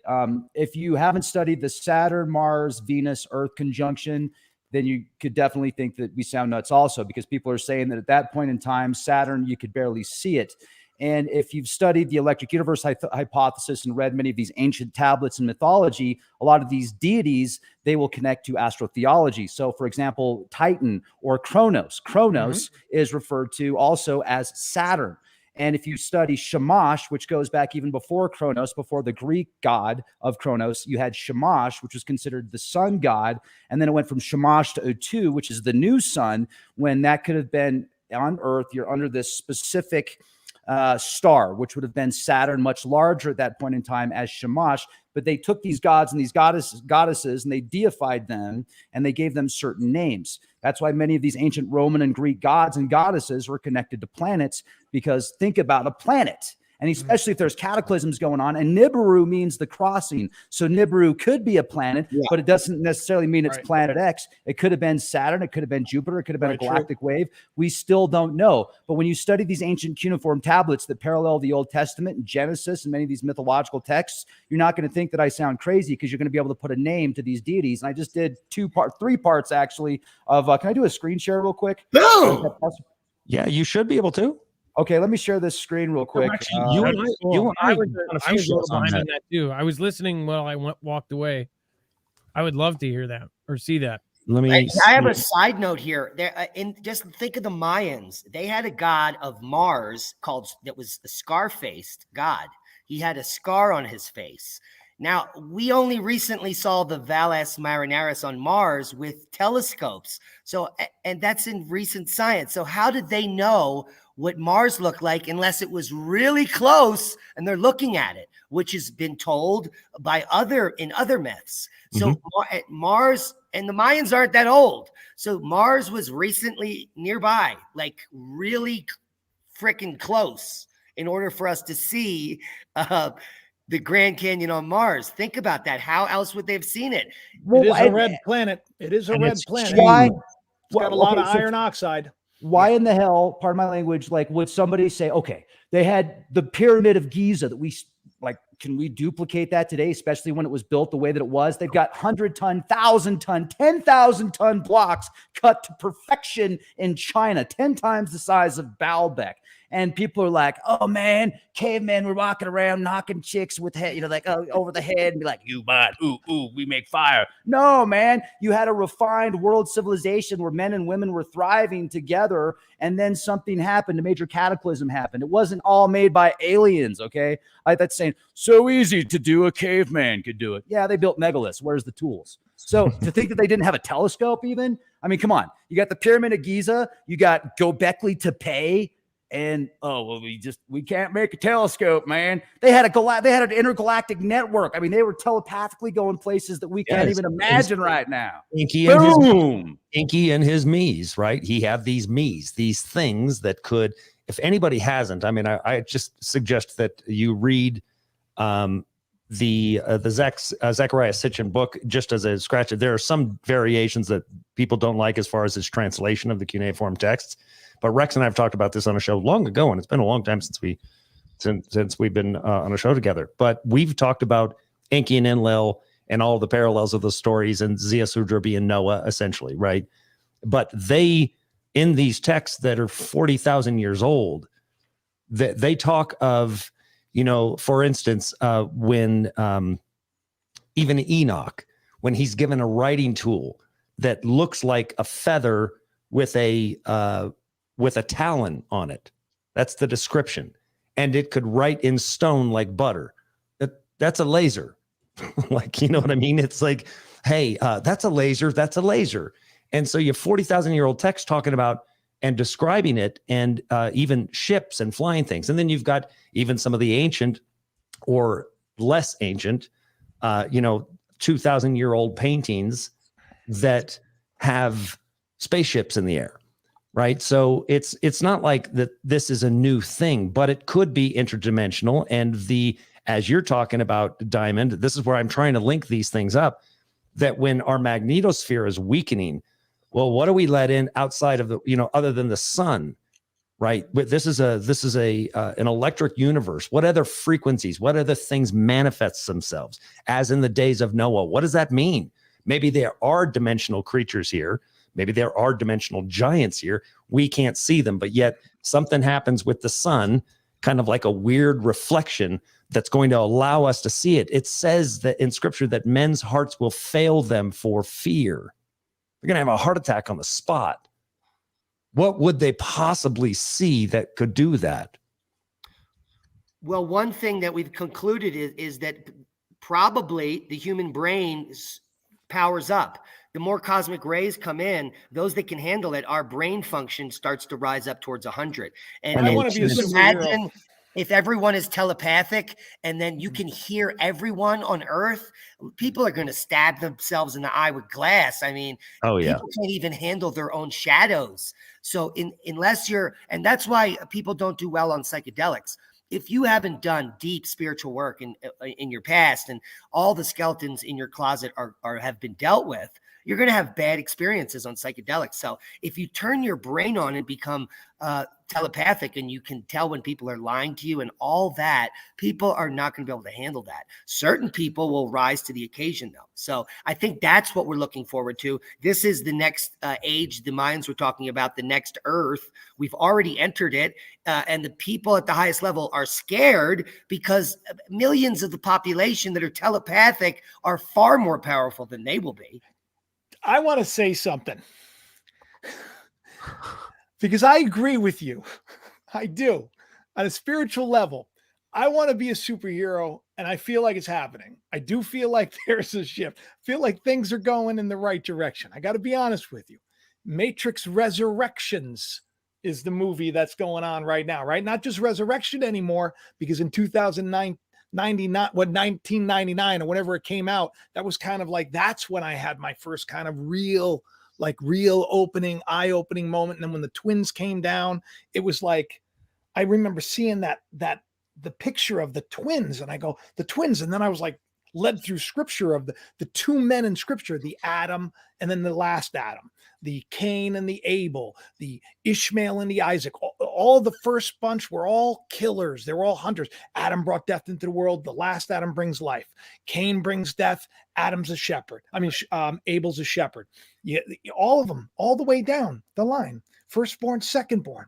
And I looked at these twins and I realized, oh, it's like it's an awakening. The first me, the first idea of me, this is what it means to be born again. The first Jacob, the scared kid who's worried about things, worried about saying this. And now that's how much I care. You know what I mean? It's, I grow up. I've learned that I'm not my past. The devil spelled backwards is lived, right? That I'm more than this. So I saw those twins and I see the resurrection that's happening. And I've been telling everybody it's going to happen. And I think that's what's happening right now, is that this potential that's within us. Now, this is where it gets crazy, right? Because it's like they're trying to stop the birth of the Lord. In, I think in Latin, it's nativity. It's like they want to consume it. And then they go and they name it Comir Natty. It's very strange. It's just very strange because you see like the world system, they want to put it to an end. The dragon floods the earth. So we have that star. I don't know if a lot of people in the audience know there was this thing, September 23rd. It was like this moment. And a lot of people were like, that's it. That's the sign. Revelation 12 sign. But then after that sign, and I told everybody, and a lot of people were talking about how it's going to be a big thing. I said, oh, birth, you're going to be pregnant with possibility, but the dragon's going to come after it. It's going to flood the earth with all these lies. And then you have this flood that came on the earth from, ironically, a country that's known as a dragon. So it's literally playing out, and it's the virus of the crown. We're given this crown. We're all trapped thinking we're nothing, so scared. Look at us. And really, we're all getting superpowers, just like he said, because the sun's shooting out a new rays. And nothing's going to stop me now. So I think people need to put their faith in more. I think that they need to, we're all going to die, right? We're all going to die physically, but that's not the end. You understand existence. Okay, but Jacob, whatever may happen, a lot of people may be kind of in a limbo and actually have a situation where if they were better prepared, they would live happier, at least for whatever amount of time they were living. Sure, prepare. There is also a reason why to tell people to actually have, their ducks in a row and things, because that end may be a little bit further down the line than some of the crappy stuff that happens before that. I'm a little prepared, Marv. I'm being honest with you. I'm definitely prepared to a certain amount, but I also realize it's like I can't live in fear. There's not much that I can do. No, all I can do is I can be prepared. People I can be prepared. Or fear mongering. Well, you can't think straight when you're in that. And once again, what if really we're all children of God and we forgot? What if we have more power than we know? What if there's more to the story? What if this is it? This is like the day when Jesus was. They said there's greater works than these shall we do, meaning that there's going to be a lot of people. They're going to wake up. They're going to a lot of people. Jesus said, "If you've seen me, We're you've already seen doing the greater works right now. Right. I mean, We look got at 1,426 people in this live chat right think now. about that. That's Adam insanity. gets 4,000 and 5,000. So amazing. Astronomical, crazy numbers. Diamond gets probably more than me. But And you're where's still this great. streaming? You're still great. We love you. Yeah, where's The this op- streaming, man? I like Where how we you at? guys were talking about the opposite of fear is love, right? Mhm. And fear, false. You can't really do stuff when you're in this agitated state and getting right with yourself. And this is why I knew that sending everyone home to time out Yeah. and on March 13th, I think. Mhm. I don't remember when, but sending everyone home, nobody's dealt with the inner turmoil. This, like you were talking about, Diamond, about going on a psychedelic, but you've been doing criminal stuff in the past. That's going to catch up to you. And so you're sending people home. You're allowed to go buy alcohol, but you can't go to the gym. Church or the church or And they wherever. do that for a reason, because so many people, need that, or there would be more deaths, Mhm. but and it's just that it takes so much work to be okay with yourself in these situations. And since you guys are talking about the biblical stuff, the Tower of Babel, right? That ended through communication. No one could understand each other. And if there is this sun thing or whatever grid go down, that means we won't be able to communicate like we do in this World Wide Web. And I have a question for Diamond. I saw this interesting article about a lunar wobble where the moon wobble, yeah. wobbles. And I don't know what that is. And I wonder if you know. We wobble too. We do? Yeah, the earth wobbles too. Yeah. Yeah, the earth There's a whole wobble. Yeah. There's an 18.6-year lunar cycle that was very important to the southwestern natives, the Pueblos and the Anasazi, all the way back. There's a monument near us at Chimney Rock, which is dedicated to that lunar standstill. And it's a very specific type of cycle that you could only understand if you watch the sun every single day for hundreds of years. And the natives, it was very important to them. So I think it has a lot to do with controlling the climate in this particular region. So it might be very tuned in to this area, because it's not a very easy area to live and grow food out here. So Moon's a spaceship, bro. It's made out of titanium alloy. You know, That's where the ark is. I mean, think about it. You've got, and I'll bet you that it was brought here to block some type of catastrophe. And the Anunnaki, somebody brought up the Anunnaki. What if the Anunnaki were actually like, or the ones that are talked about? I'm thinking about this. Why are they writing on clay tablets? Why that are going to break? And why are they, coming here from another planet to harvest gold? I mean, wouldn't they find much better places to harvest gold? So I totally believe in extraterrestrials and higher level beings and angelic beings, 100%, no question. Yet I think a lot of these tablets are actually describing tribal kind of stuff. And imagine you're, 5'7", even like you're considered tall in your tribe. And then these people come over that have totally different colored skin. They've got certain gear on where they look like they're almost robots or something. They're 7.5 feet tall. They got long hair. They got different technologies that, are pretty advanced, but not like intergalactic space travel. And what's interesting is if you look at some of these older king lists, like the ones that I really like are the ones from Oarnus, where it's this merman that comes out of the freaking water, and there's these 10 kings that rule for 432,000 years. And this stuff way older than the biblical texts in Hebrew and Greek. And they actually copied their information from the Babylonians. So you've got the Assyrians, which predate the Hebrews, and then you got the Sumerians before then in the Babylonian times. Imagine how you're going to retranslate things. And then these major cataclysms happen. They take people back to their caves. They have no technologies. They come out and they've got bits and pieces of information. They're trying to put back all these pieces and such. So the crossing, like you can go to Ox, most of the stuff that I've read on Nibiru and Anunnaki and Planet X, well, not Planet X, but Nibiru and Anunnaki is through Oxford University and other tablets and translations outside of Zecharia Sitchin. I've only read half of one of his books. I will read more of his stuff, but I want to read all the other stuff first so I can say that I've gone to other avenues, because people like to use Zecharia Sitchin as a scapegoat on a lot of things. But I don't necessarily believe that these Anunnaki that are referred to in these tablets were space travelers. They could have been. They could have been at one point, but there's too many holes in the theory, right? Like the gold and the genetics. Like why are you going to modify people to harvest gold for you? You live on another planet, or maybe it's this planet. Maybe they live on the other side of the planet. And the people that are writing this information down think that the Earth is flat and there's like this line right in the middle. And once they get out of this other line, it's another world, it's another planet, because the people there are taller and they have different technologies and they live different. Well, it's not much different than us trying to mine a comet, right? It's a comet, yeah. I mean, you can't limit man's mind, their greed, and just just how awful we can be. So if we're out there and right now building plans to try to mine these comets, I'm sure somebody with far more advanced technologies that can build pyramids and all that crap probably has the same need too. And according to those scriptures, that gold only exists in a few places. Those ancient scriptures, it only exists on Earth and in the asteroid belt, right? The hammered bracelet to the Anunnaki.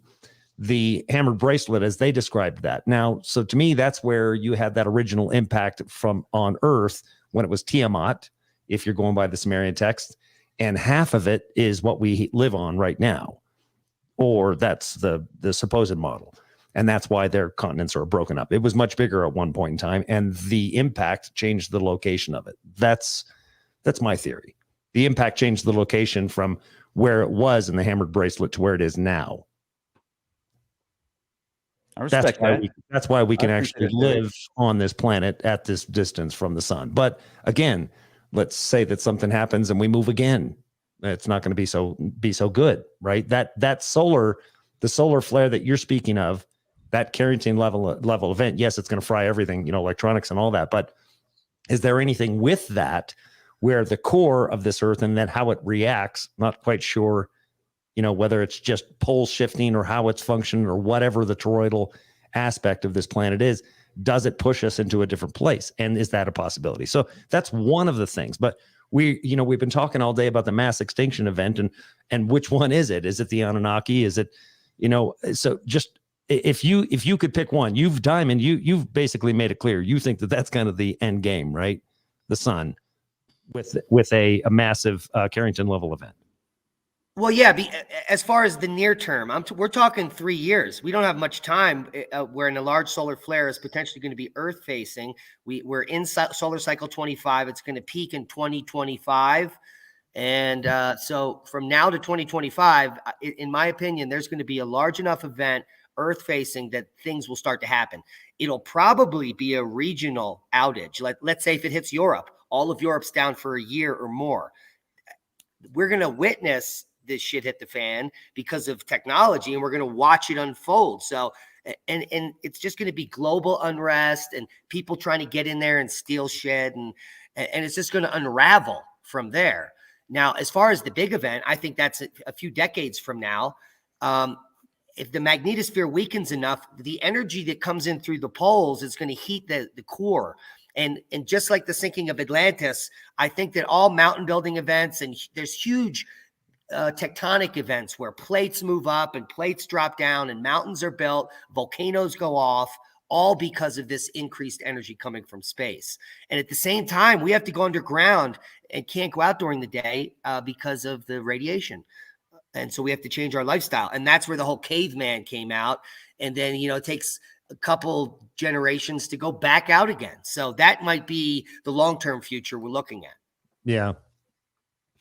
So, or do they just do us all a favor and they start a nuclear war with Russia and the rest of the world and the Chinese and wipe us out? So to save us all the pain and suffering of whatever the hell the sun's going to do to us, or do they really care about you? Seriously. But I think that, if if the elite are, if they are planning for an event, the last thing they're going to do is let all of us know, because then we're going to be looking for their places where they would go, right? So just like Diamond reacted, right? Diamond's already acting like an elitist. Look at him. He's like, I'm not going to tell you if I have a cave. But of course you wouldn't tell anybody you have that. Like, that's the whole thing. People don't understand. Don't tell anybody that you have, like, when things go bad, first things first, don't tell people you have anything. Don't tell them, don't let people know that you've got food. You can, you want to go out there and feed them. But the reality is you take the food to them and you find a different way where you found it, whatever, but you don't show where that's at, because people are going to come and take that. That's going to be very, very ugly. This is what I'm saying. No matter what happens, if we end up in a situation, even let's say a nuclear war does bust out, because I believe that these people are psychopath enough to actually do it.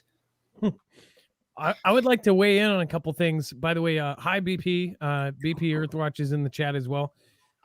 So as far as what would happen, Oppenheimer says sun. I believe a sun event will happen before 2025. I've been looking into the 22-year cycle, Oppenheimer?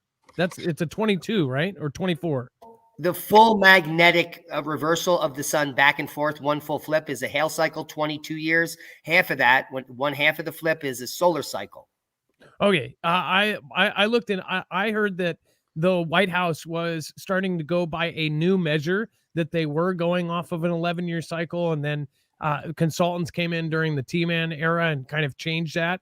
And that's when they started changing a lot of things up. That is rumor, but I saw things that I kind of agreed with. Is it possible to share a DHS thing on the screen? I've never shared my screen. Is that possible, or does that not work? Can you? I've never had a guest share a screen through StreamYard, but if it says share, you should be able to. Okay, I'm going to try. Yeah, it might ask me permission. Okay, let's share screen, and then it will ask you. It hasn't. Okay. I think it will just use my space, right? Oh, there it goes. Okay, so now, so you're sharing the screen. Now I can add it. Okay, so there you go. Boom. Okay, so can you guys see the DHS piece of paper on the screen? Yes. Okay, so I just first wanted to show you, this is one of the tweets. There's a couple things I got together. Dinosaurs, watch out for the asteroids. Oh no, they're wearing AirPods. They can't hear us. Oh my God, someone do something. So this was put out by Elon Musk. This was the other one Elon Musk put out. And by the way, these all line up with weird events in the news. They all happened a day or two later. That dinosaur one happened, and now we're hearing this new article coming out, of course, saying that it's the 6th extinction event. It's almost like he's in on these meetings before some of this stuff goes public, right? Who knows? The man's name is Elon. Elon. I mean, Ellen. Did I say Ellen? Either way, here was the rare asteroids near Earth may contain. There was lots of talks about this being worth a lot of money, just kind of referencing how Don't Look Up. They had that satirical moment where they said, ha, it's worth money. We also had a launch that DART was put off, and it was actually delayed. And then again, there was another one. Elon Musk says civilization is going to crumble if people don't have more children. Then, of course, he says even good, smart people think that there are too many people in the world and that the population is growing out of control. He actually says that we need more people to even survive. Is there something coming? That's my question. Then there's this. If you go through these lists, and this is very short, and then I'll give it up to everybody else. I would like to ask this panel what they think about this. So it was essentially it says announces small business innovation research pre-solicitation. So they're asking these businesses to try to come up with a system for this, and they are offering basically grant money. They're trying to get people to get this done. And there was a very short deadline. The deadline was December 14th, 2021, last year. So a lot of this got already put into play. Number DHS 001, automated artificial intelligence distress alert and monitoring. 002, rapidly deployable countermeasures at protected perimeters and structures. Number 3, non-invasive and real-time detection of counterfeit microelectronics like a chip. Just a thought here, like, oh, that your chip is fake.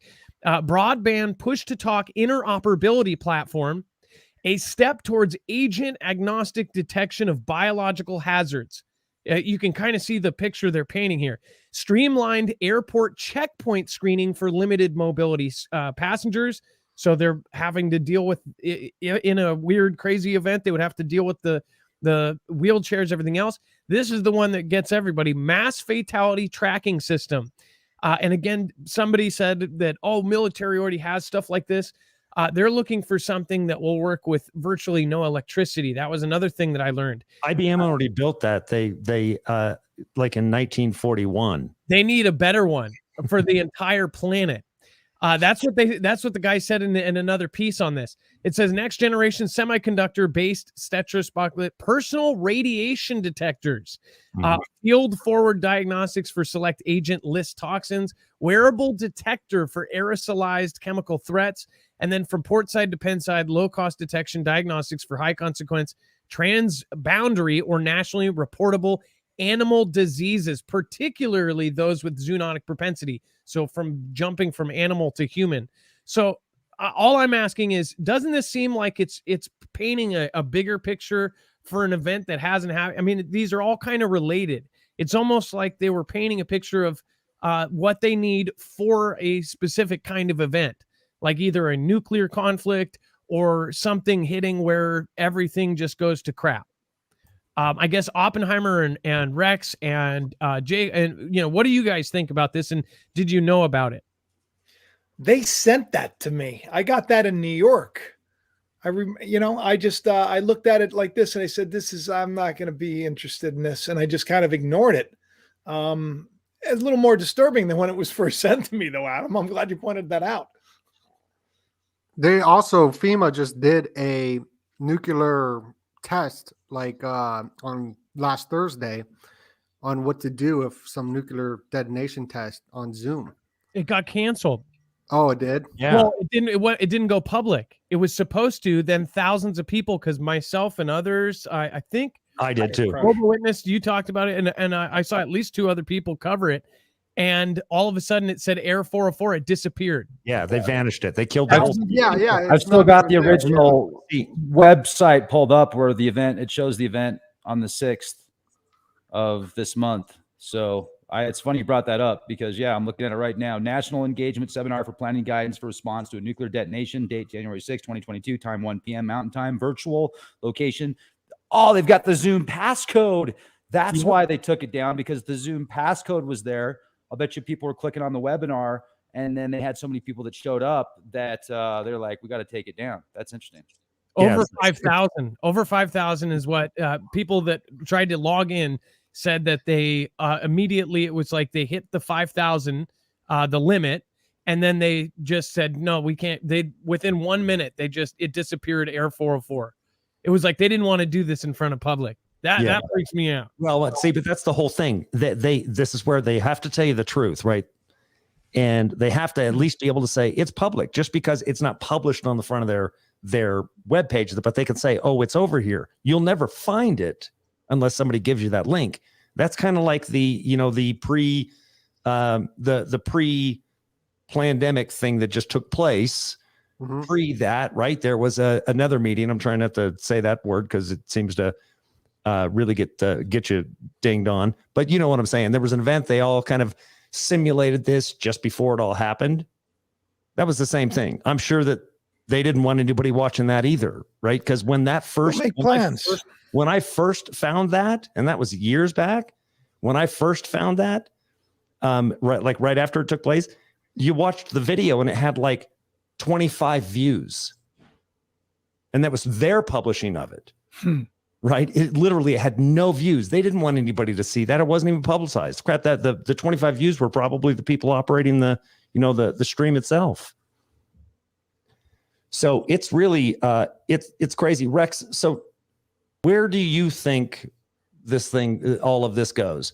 So we've got the war, we've got the sun. Where do you think, what's the most likely scenario in your mind where we're at? Thank you for asking. I would love to share that information. I'll do it really quick. I actually did a 7.5 minute podcast on this yesterday. Well, actually, it was I'm sorry, it was an extraterrestrial that did it, but I was there watching it. You should go back and watch it, folks, because literally minutes after I did this podcast, some of the predictions I made came true, and that happened the last time I did it. So there's 3 players right now that I pulled up. You've got the UFOs, the servants of the Shahulu, the adepts of Hermes, Switzerland, Vatican City, the South American, the military industrial complex, fraternal orders, and let's just say these guys are behind possibly China.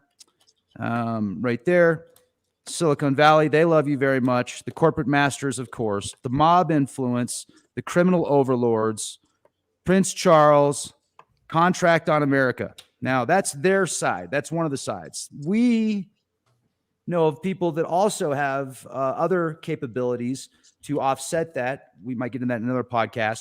But the reason all of this, okay, so this is what's going to happen. Flying saucers, mass hallucinations. I'm doing a live podcast. Love you. Ceasefire. They're going to do the ceasefire with Ukraine and Russia. They're getting people freaked out about it, but the ceasefire is going to take place soon. This is a year of mercenaries. They like to use this card a lot, and Australia has a big part of it. I don't know why, man. This is kind of woo that I'm doing right here, but I'm sensing some type of like lab explosion and some type of like clones or clone arrangers. But here's the big lab explosion. You know, there's a huge virology lab in the Ukraine that apparently has like smallpox, bubonic plague, smallpox, and all of that stuff there. Yeah. Okay. It mysteriously exploded right before COVID. Well, actually, they have the disease that Dr. Malone was talking about, Marburg. Right? Now, Marburg is a it's an awful disease, right? So it is you boil from the inside out, and it takes place pretty quick. It's the same thing as Ebola. And remember, I did the movie Outbreak, so I've been to the CDC. I saw all of that. I had the suits on, did all that crap. So, yeah, that stuff's real. I'm grabbing. It's a scary movie, dude. That's a scary movie. But, okay, Hell Iris card. There's going to be a big comet or asteroid, or people are going to see something. Whether or not it hits, I don't know. But there's going to be there's going to be a lot of signs in the heavens. There's going to be a possible internet worm. There's going to be something on Wall Street. There's going to be a digital change and a reorganization. There's going to be a whistleblower that comes out that's going to go towards the Republicans, and that's when the internet worm might be pulled. Scared the crap out of me. That was awesome. Thank you for sharing that. I blew the whistle. Blew the whistle. Diamond blew the whistle. But they want solidarity. That's what they want. They're going to pretend they want that, and then they're going to show their new blood. Okay, so water tiger donut, you're going to talk about that in a second. Oh, yeah, I just want to say, I want to say one thing because I think this is interesting. So the year of the rat, we get disease, we get the virus of the crown, right? And we get the year of the what was the last one? We just had the year of the ox, right? Now, and I do these little videos, going by that. I'm like, okay, the ox is broken. It's castrated, right? It's not a bull. It's castrated. An ox is a broken beast of burden. I said, we're going to be broken this year. That's okay. Then you have the water tiger, which means just great change. Also a hero rising, all of this stuff. I don't know why I know it. I go down these little bunny trails and I do a little research and I find it interesting. The year that follows is the year of the rabbit, which does mean peace. The reason why I was saying this is because Rex, you were talking, you're like, there's going to be this solidarity. I mean, I think this is going to be the big shakeup. You know about, where are you? You're over there. There you are. Hey, up there. What's up?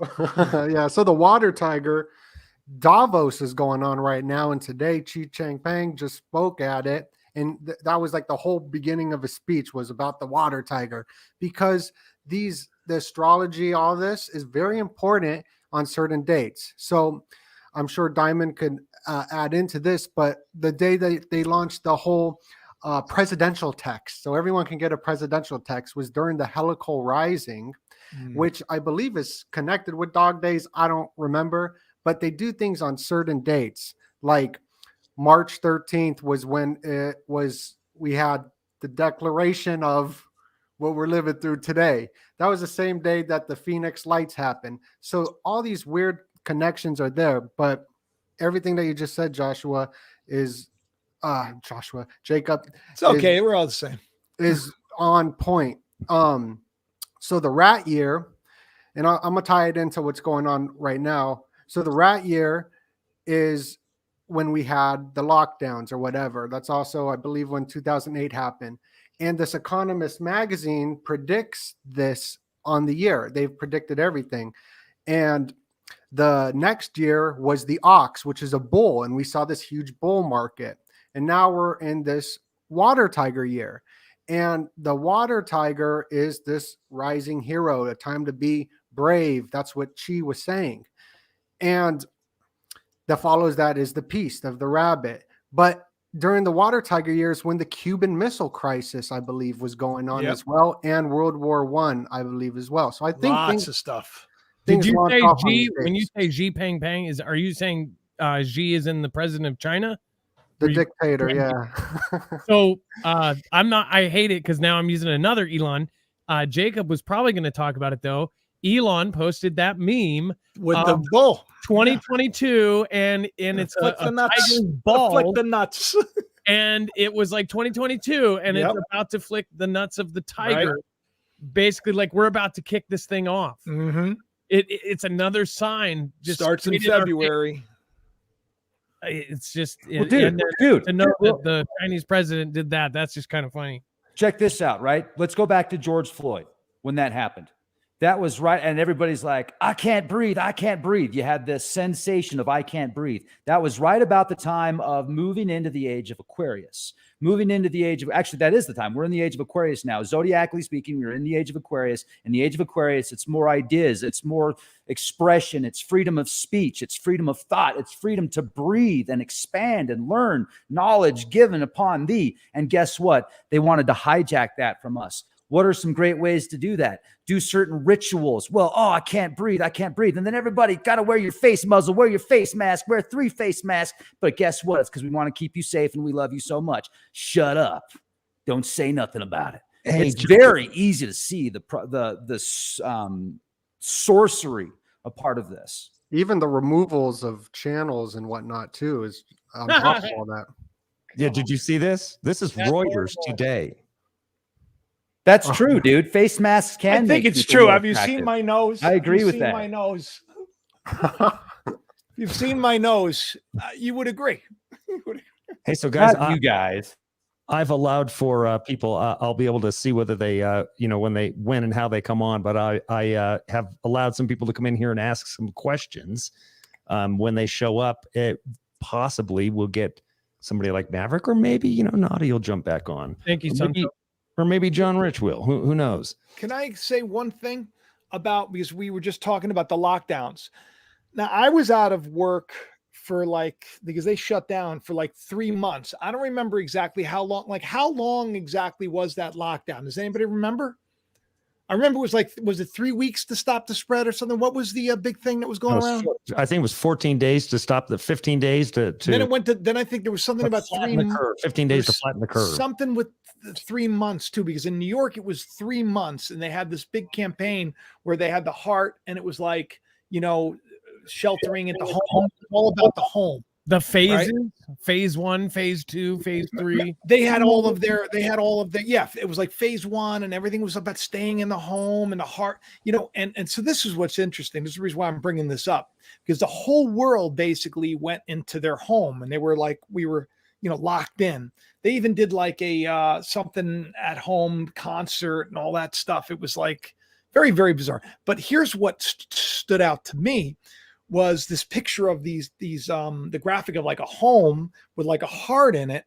And I just remember thinking 3 months, 3 is a period of time. Now, I've been looking for that, people using that word awakening. I'm looking for that great appearing, the sons of God, the manifestation of the children of God manifested in the earth, to be revealed, to come again. We're erkame, it means to be revealed, I'm hidden under something and then poof, here I am. I've always been there. So I've been waiting for this. And in the scriptures, I think this is really interesting because the sign of Jonah was as he was 3 days in the belly of the great fish, the belly of hell. So too, in the days of the Son of Man, in the days of the Son of Man, the appearing of manifestation, the Son of Man would be birthed out of mankind, Christ in you. He'll be in the heart of the earth. So not in a fish, but in the heart of the earth. And I thought to myself, where's the home? The home is where the heart is.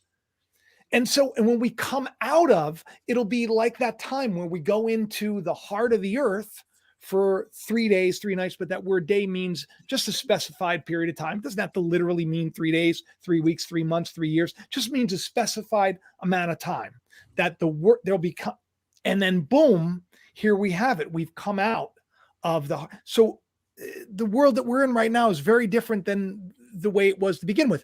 As in the days of Noah, things are very different. We're in a different day. It's going to get a little spookier, but I'm excited about the fact that I feel like people are waking up. Like I have this great hope as we're talking about all these terrible things. You were pulling out the cards. I like to do the flipping through the Bible, and just kind of stop and just see where God stops me. And sometimes, so this is what I opened up to, and I didn't do this on purpose. I don't know what it's going to say. Then Job replied, "Listen carefully to my words. Let this be the consolation you give me. Bear with me while I speak, and after I've spoken, mock on. Is my complaint directed to a human being? Why should I not be impatient? Look at me and be appalled. Clap your hand over your mouth. When I think about this, I'm terrified. Trembling seizes my body. Why do the wicked live on, growing old and increasing in power? They see their children established around them, their offspring before their eyes. Their homes are safe and free from fear. The rod of God is not on them. Their bulls never fail to breed. Their calves don't miscarry." I mean, this is the day we're in. You're looking at all the elites, and it's like, there's nothing under the sun, Jacob. This is just a repeat, right? That's what I'm getting at. That's what I'm getting at. Yeah, this is rinse. Great nothing scripture, new. man. The stay-at-home logo that you're talking about, if you look at it closely, it's also a square and compass, like what they you have it. Dug up under Robert E. Lee's hidden capstone. It's the square and compass. And Lady Gaga hosted that event. This is why I like to look at celebrities. That's right. And Lady Gaga also, after that, she opened up the inaugurations, which is also a ritual as well. And yeah, great. And her mom works at the UN, so. I We're just wish experiencing we had a little more hope.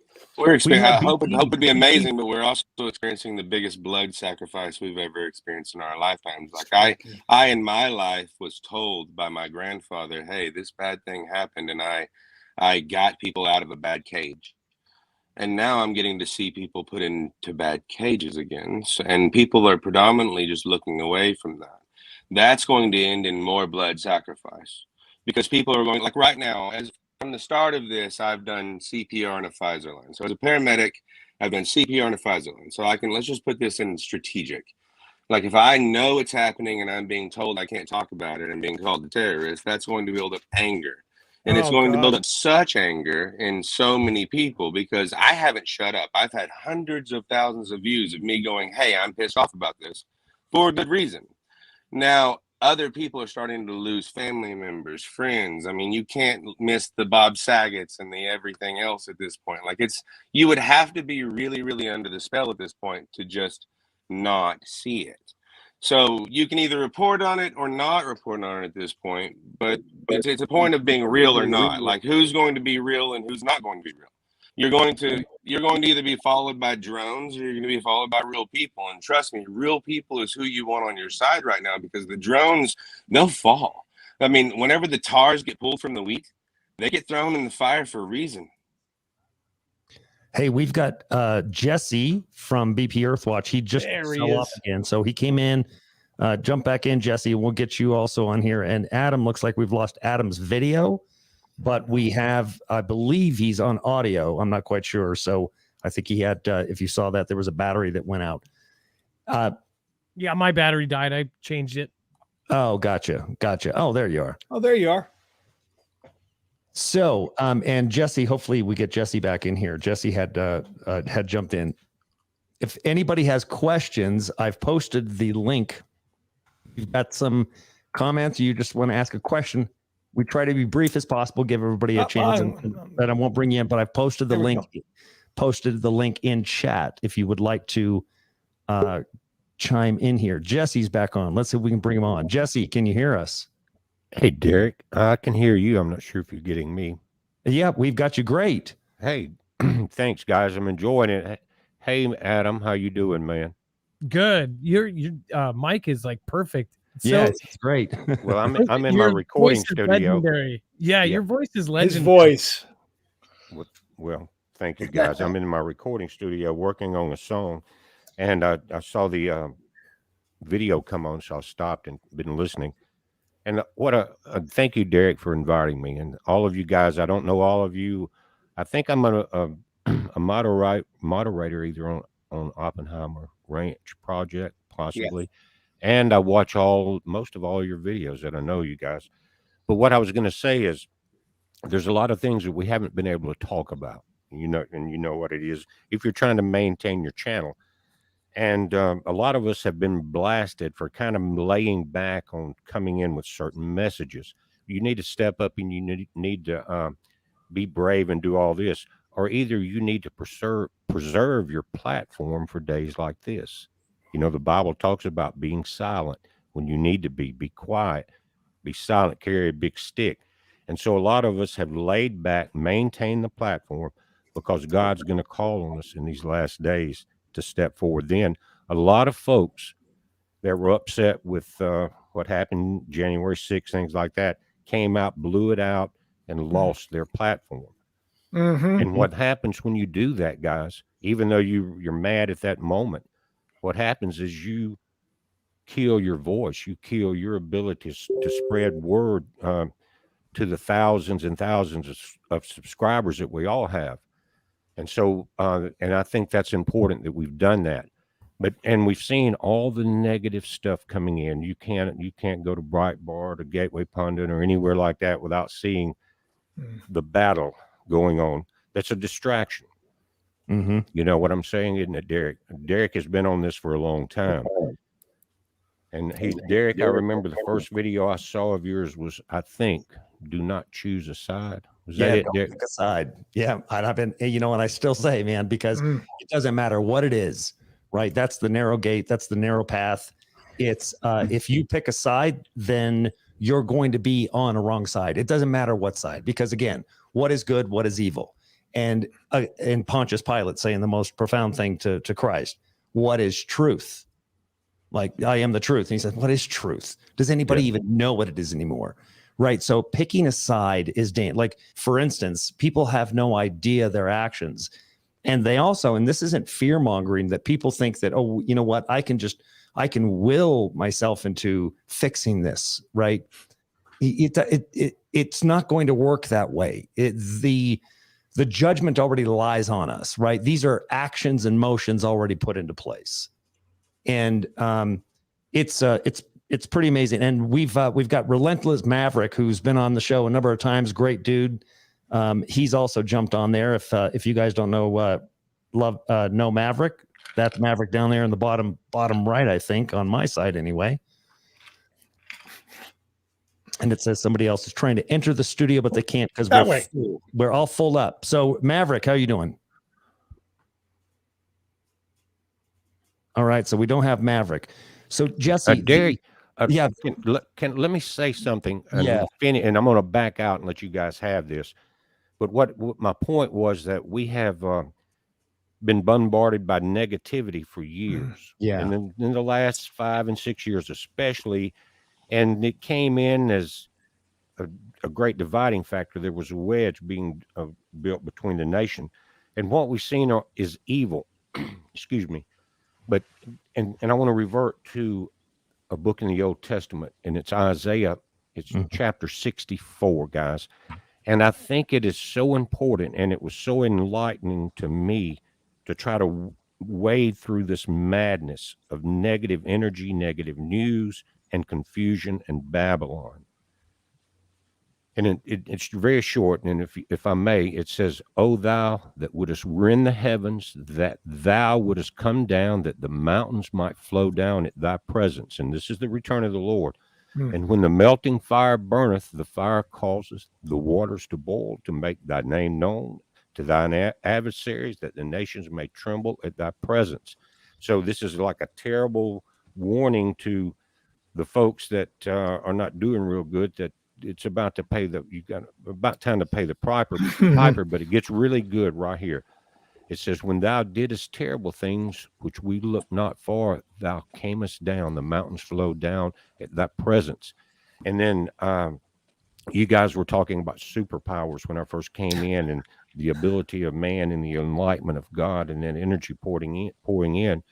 And Isaiah 64 says this, and I think this is the most enlightening end time one sentence that I've ever heard and comprehended.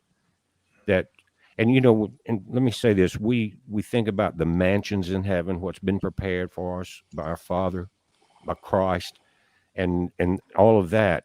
But here's what it says. It says, "For since the beginning of the world, men have not heard, nor perceived by the ear, neither hath the eye seen, O God, besides thee, what he hath prepared for him that waiteth for him." And so we are waiting. And so we have no idea. And you're talking about supernatural powers and things like that. No idea. Think of that. The ability to see, to perceive, in that blessing from Shemesh and Micah. And we can see it right now. I mean, we can see it That's right now. right. Anyone who has eyes to see and ears to hear right now is actually able to see. That's one thing that I've able to understand. I've been sitting around with people who are doctors and PEAs, lawyers, Indian chiefs. I've been on Indian reservations since this started. And what I've noticed is the people who actually have Christ, the people who can see because they have something above them, an authority that they actually hold, they see through this that's going on right now. That's why you have a chat room full of people going, "Scream to me, oh God, because I can see you." That's what y'all are with. Now, whether or not you want to keep going with it is up to you, because it's going to get harder and harder. It's not going to get easier. I just left a meeting last night with mayors, senators, big people. I was the most underdressed person in the place, and I could tell they set me exactly where they wanted to set me. You know why? Because I will not shut up. That's just true. Thank you. I won't. You can take away my channels. Take away every single one of them. Jesse, we all have that problem, I think. Yeah. Jesse, you're awesome, Well, I mean, man. Jesse, I love you, Jesse. I love you too, but it's still, you got to go ahead and stand up. If you don't stand up now, you cannot be forced into a castle. I told them the same thing. We're up against an enemy that has everything. If they force you into your castle, you're screwed. And as of right now, I'm a paramedic that doesn't have a job. So, hey, your paramedics currently are having trouble getting jobs. I'm the one you call when you call 911 right now, and I can't find a job. I got something That's for going to you. be bad. I got something for you. Go ahead, brother. They can have everything they want. This has been on my heart all week. This thing kept coming to me. And my buddy Lance sends me something about David and Goliath. They can come at you with everything they have. Yes, but I come in the name of the Lord. Amen. That's who I come. And amen. That's been on my heart for a week. Amen, Jacob. And sling it. Sling that. Dude, I've been watching you for a while. And sling that stone. Every time you sling.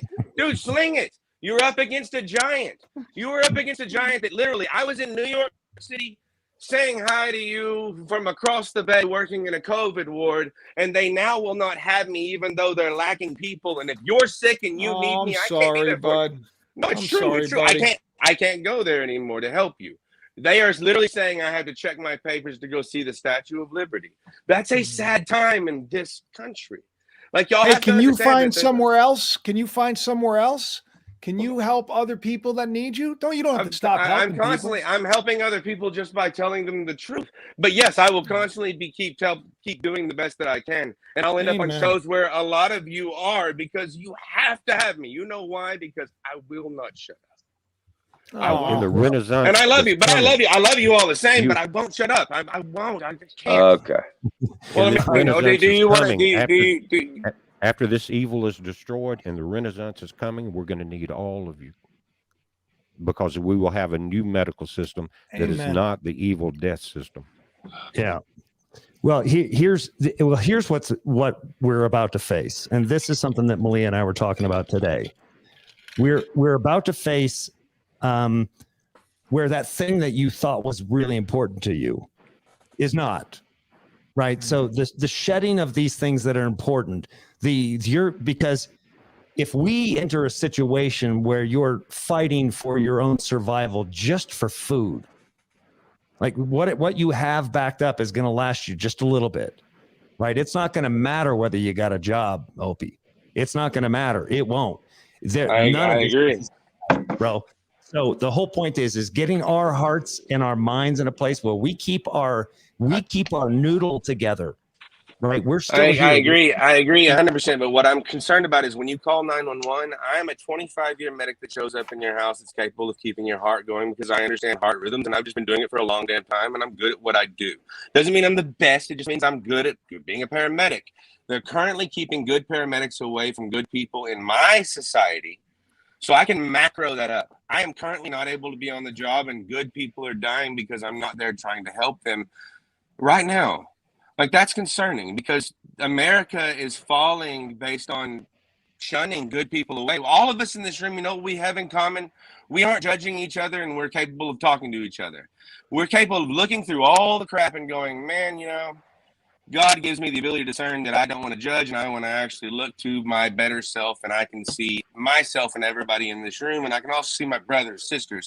Well, what I'm telling you is you have a brother here screaming from the start, I'm not allowed to be there to help you and be a part of the argument when it comes to. Well, so now they're going to take us away. Like, no, I'm here.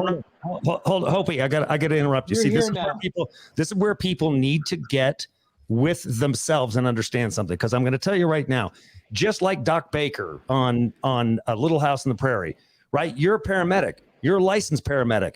You can be a paramedic right now. You don't need to go work for somebody. You can be a private paramedic. I'd rather pay you to show up at my house in an emergency in my area than I would trust whoever is coming that took whatever they did and they're complying with this crap. Forget it. You are now a private paramedic and you offer those services to everybody you can around. They'll pay you directly. Give them your Cash App. Hey, I'll be over there. Pay for my fuel. And just like Doc Baker, come over, right? Give me some. Start a business.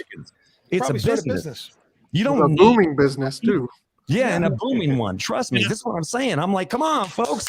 Put it out there. Put it out there. You know, because a lot of the get with your abilities.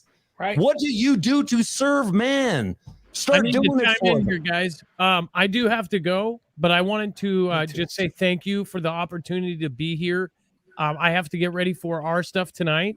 But by the way, it was legendary being here with all of these literal legends. Before I ever started my channel, I watched most of these, and I never ever imagined being in the same, room technically with all of these people, including BP Earthwatch. I listened to before he got knocked off when he was huge, and now he's grown from that back from zero over 100,000.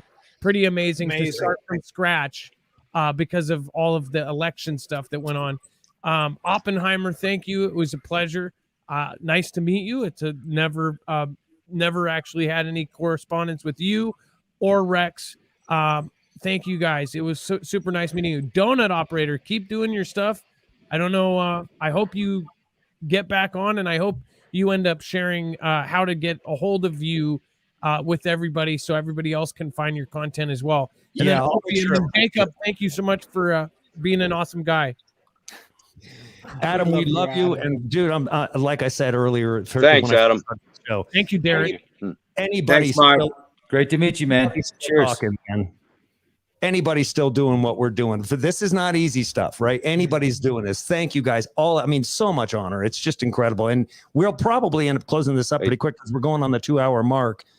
So let me say something, Derek. Let's let Mav get a word in here, and then anybody has any closing words. And we got everybody. Yeah. I want to say something to every one of you on that screen right there. This has been 6 years, over 4,000 videos, 500 live streams. Every last one of you, I've spoken highly of all of you.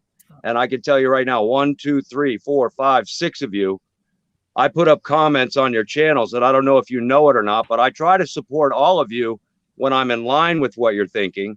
And I definitely support 100% all the smaller channels, regardless of whether you're pointing at the sky and looking for Planet X, the elusive mystery of the world. But Diamond has a very good point, and so does Jesse, and all of you all have pieces of the puzzle. And my channel has been shut down and completely shadow banned from day one.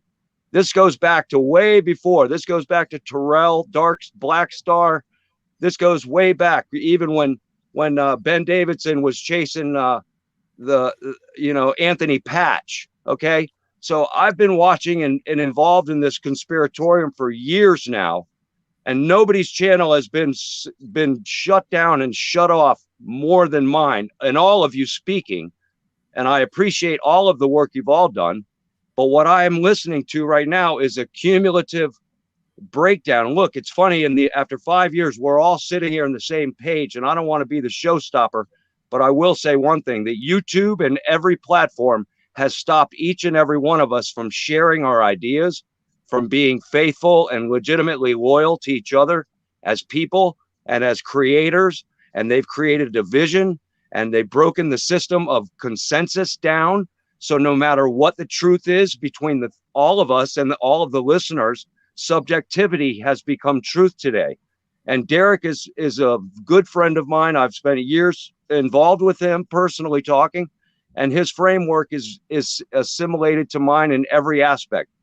This requires humility and acceptance of those things that we can't change, the courage to change the things that we can, and the wisdom to know the difference. I love all of you, and I don't know why I can't comment on all of your channels, but Relentless Maverick has been shut down. And I'm a little frustrated because Butterfly and I have done a lot of research and a lot of work, and it isn't limited to the geopolitics. It's not limited to geology. It's not limited to astrophysics or Planck physics or Newtonian physics or any of the concepts of conversation that we all share. And Naughty Beaver popping in there too. See, I've been friends with Steve Olson way back when, and he's gone now. I don't know where these people are. I'm curious as to the fundamental nature. It's too hard for them to keep up with this. I mean, I don't know what. Oh, but see, it wears on people too. This is, I mean, when you, yes, you know, when you get into these events, when you're talking about this and people are coming to you, it's the same thing. It's, I spoke to Alex at Doenut Factory. We talked for probably a couple hours, right? Great conversation. And our genuine understanding of one another and how much it wears on us when, and this is what I was trying to explain to him, because he's, just starting to get attacks and things like that. And it's like, you can't let those things wear on you. And it does wear on people. Like sometimes they just cannot get past what they have to endure and what they get. And, most of it is just, people are just trolls and just a whole lot of green jelly bellies, right? A whole lot of people that are envious that you're still doing it and that you're still out there, and they can't, and they blew up their channel. I mean, they've personalities, right? There's some Richie from Boston. He's a smart guy, not an easy dude to get along with, but a smart guy, right? So I would like to say something before I get out of here.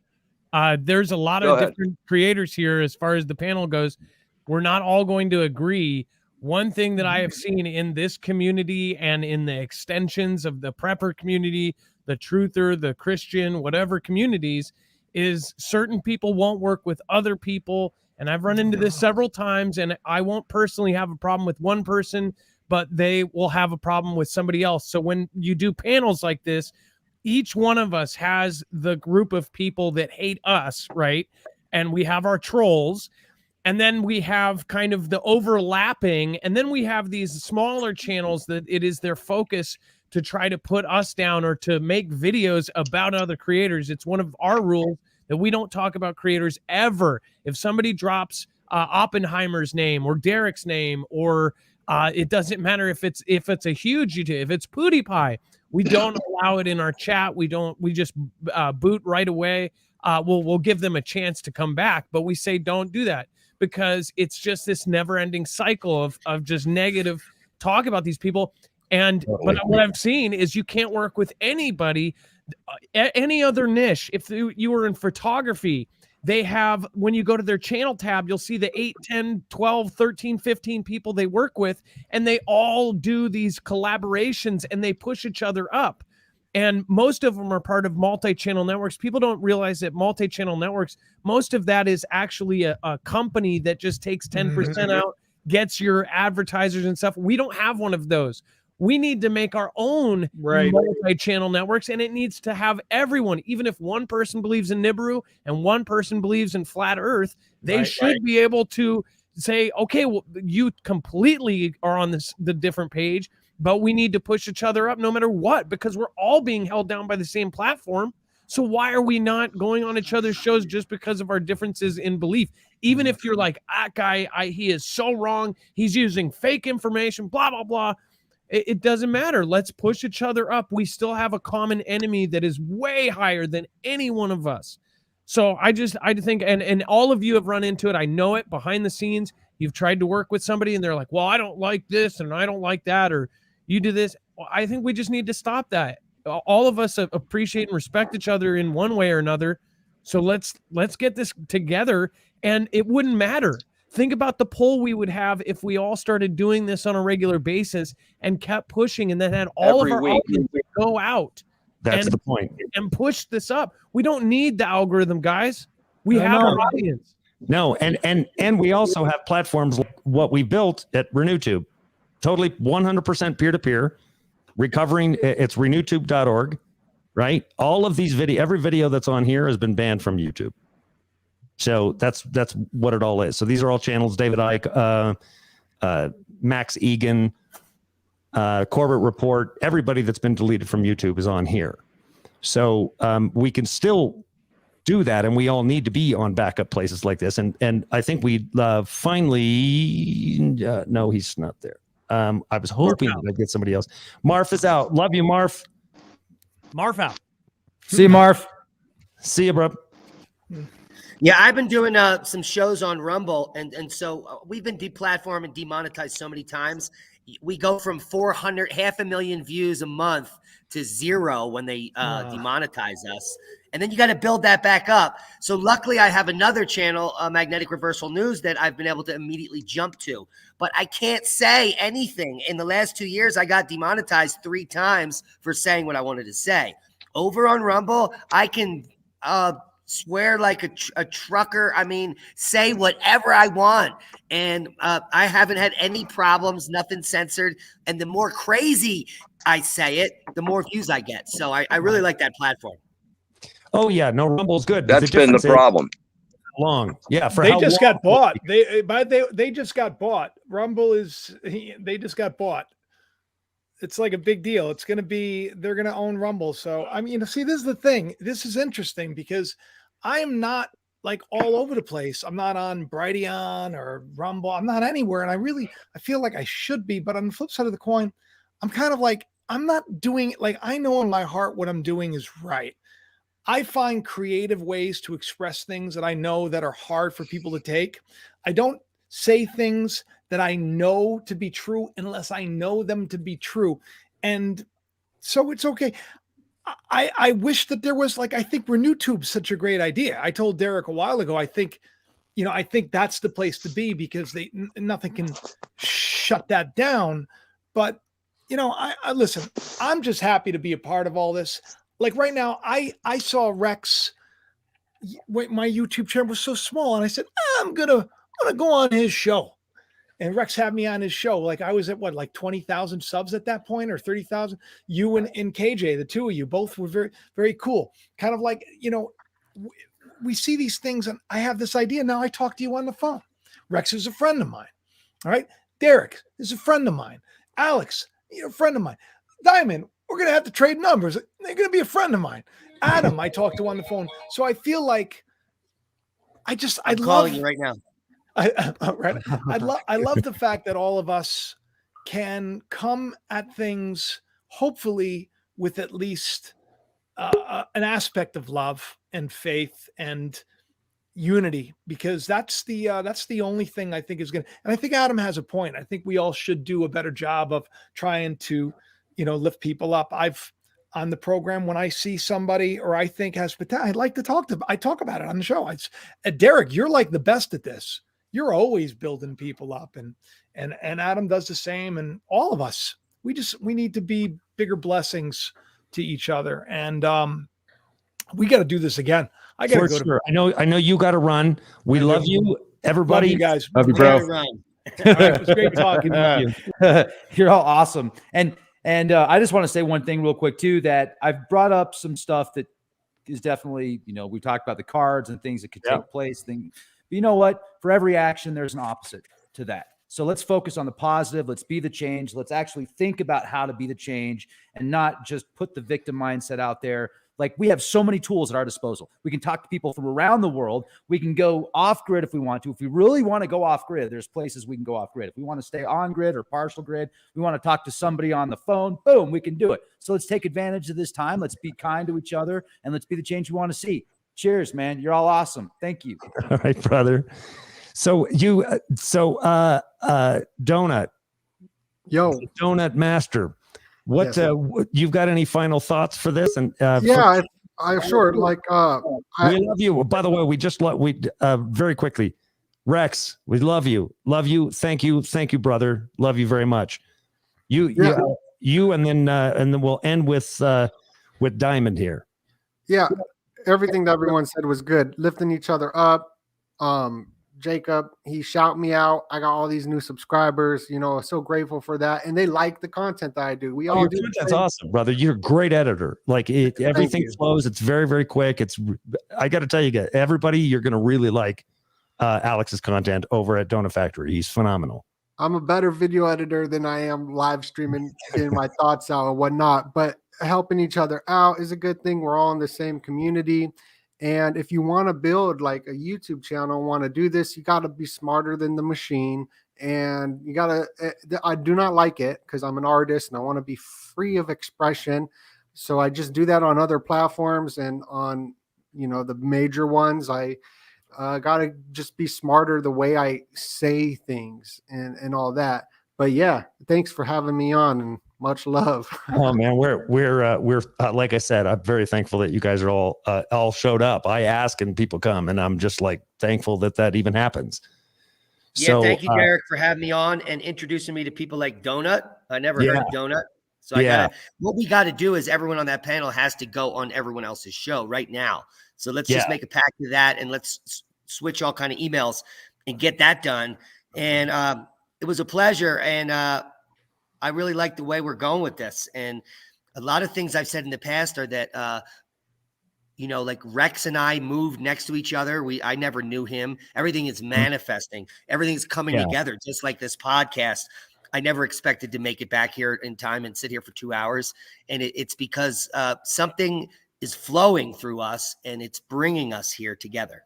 Yeah. And it's been a pleasure meeting you. Pleasure meeting you, Doenut. And I got to run. Let's do it again.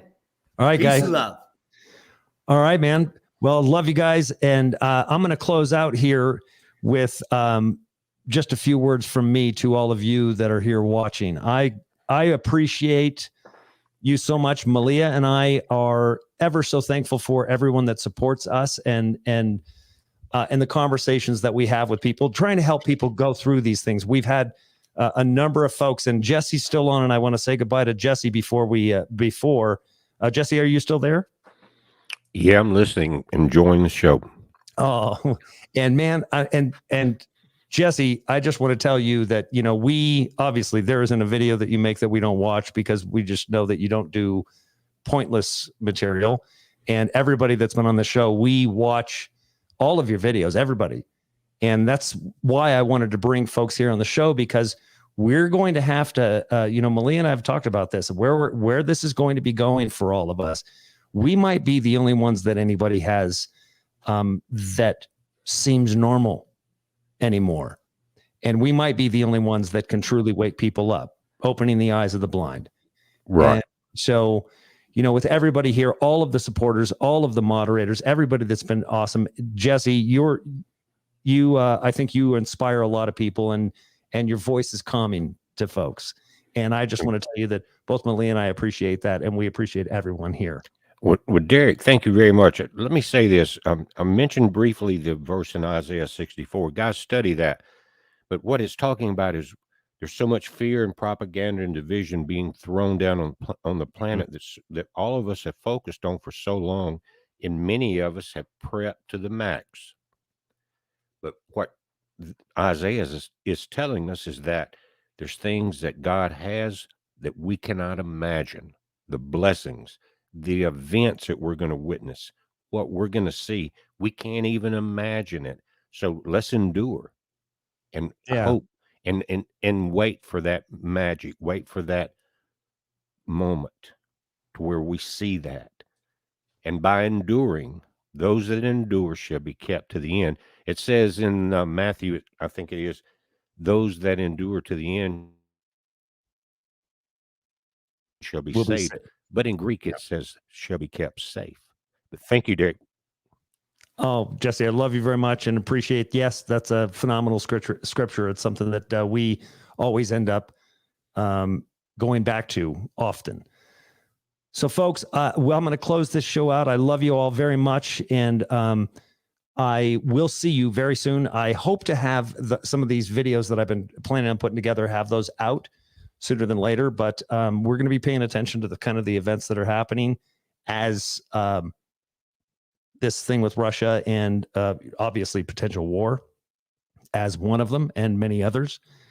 And I will try to find more times and a more, like I said, and like we were talking about, we are definitely going to be setting up more from everybody's channels, as Diamond was mentioning.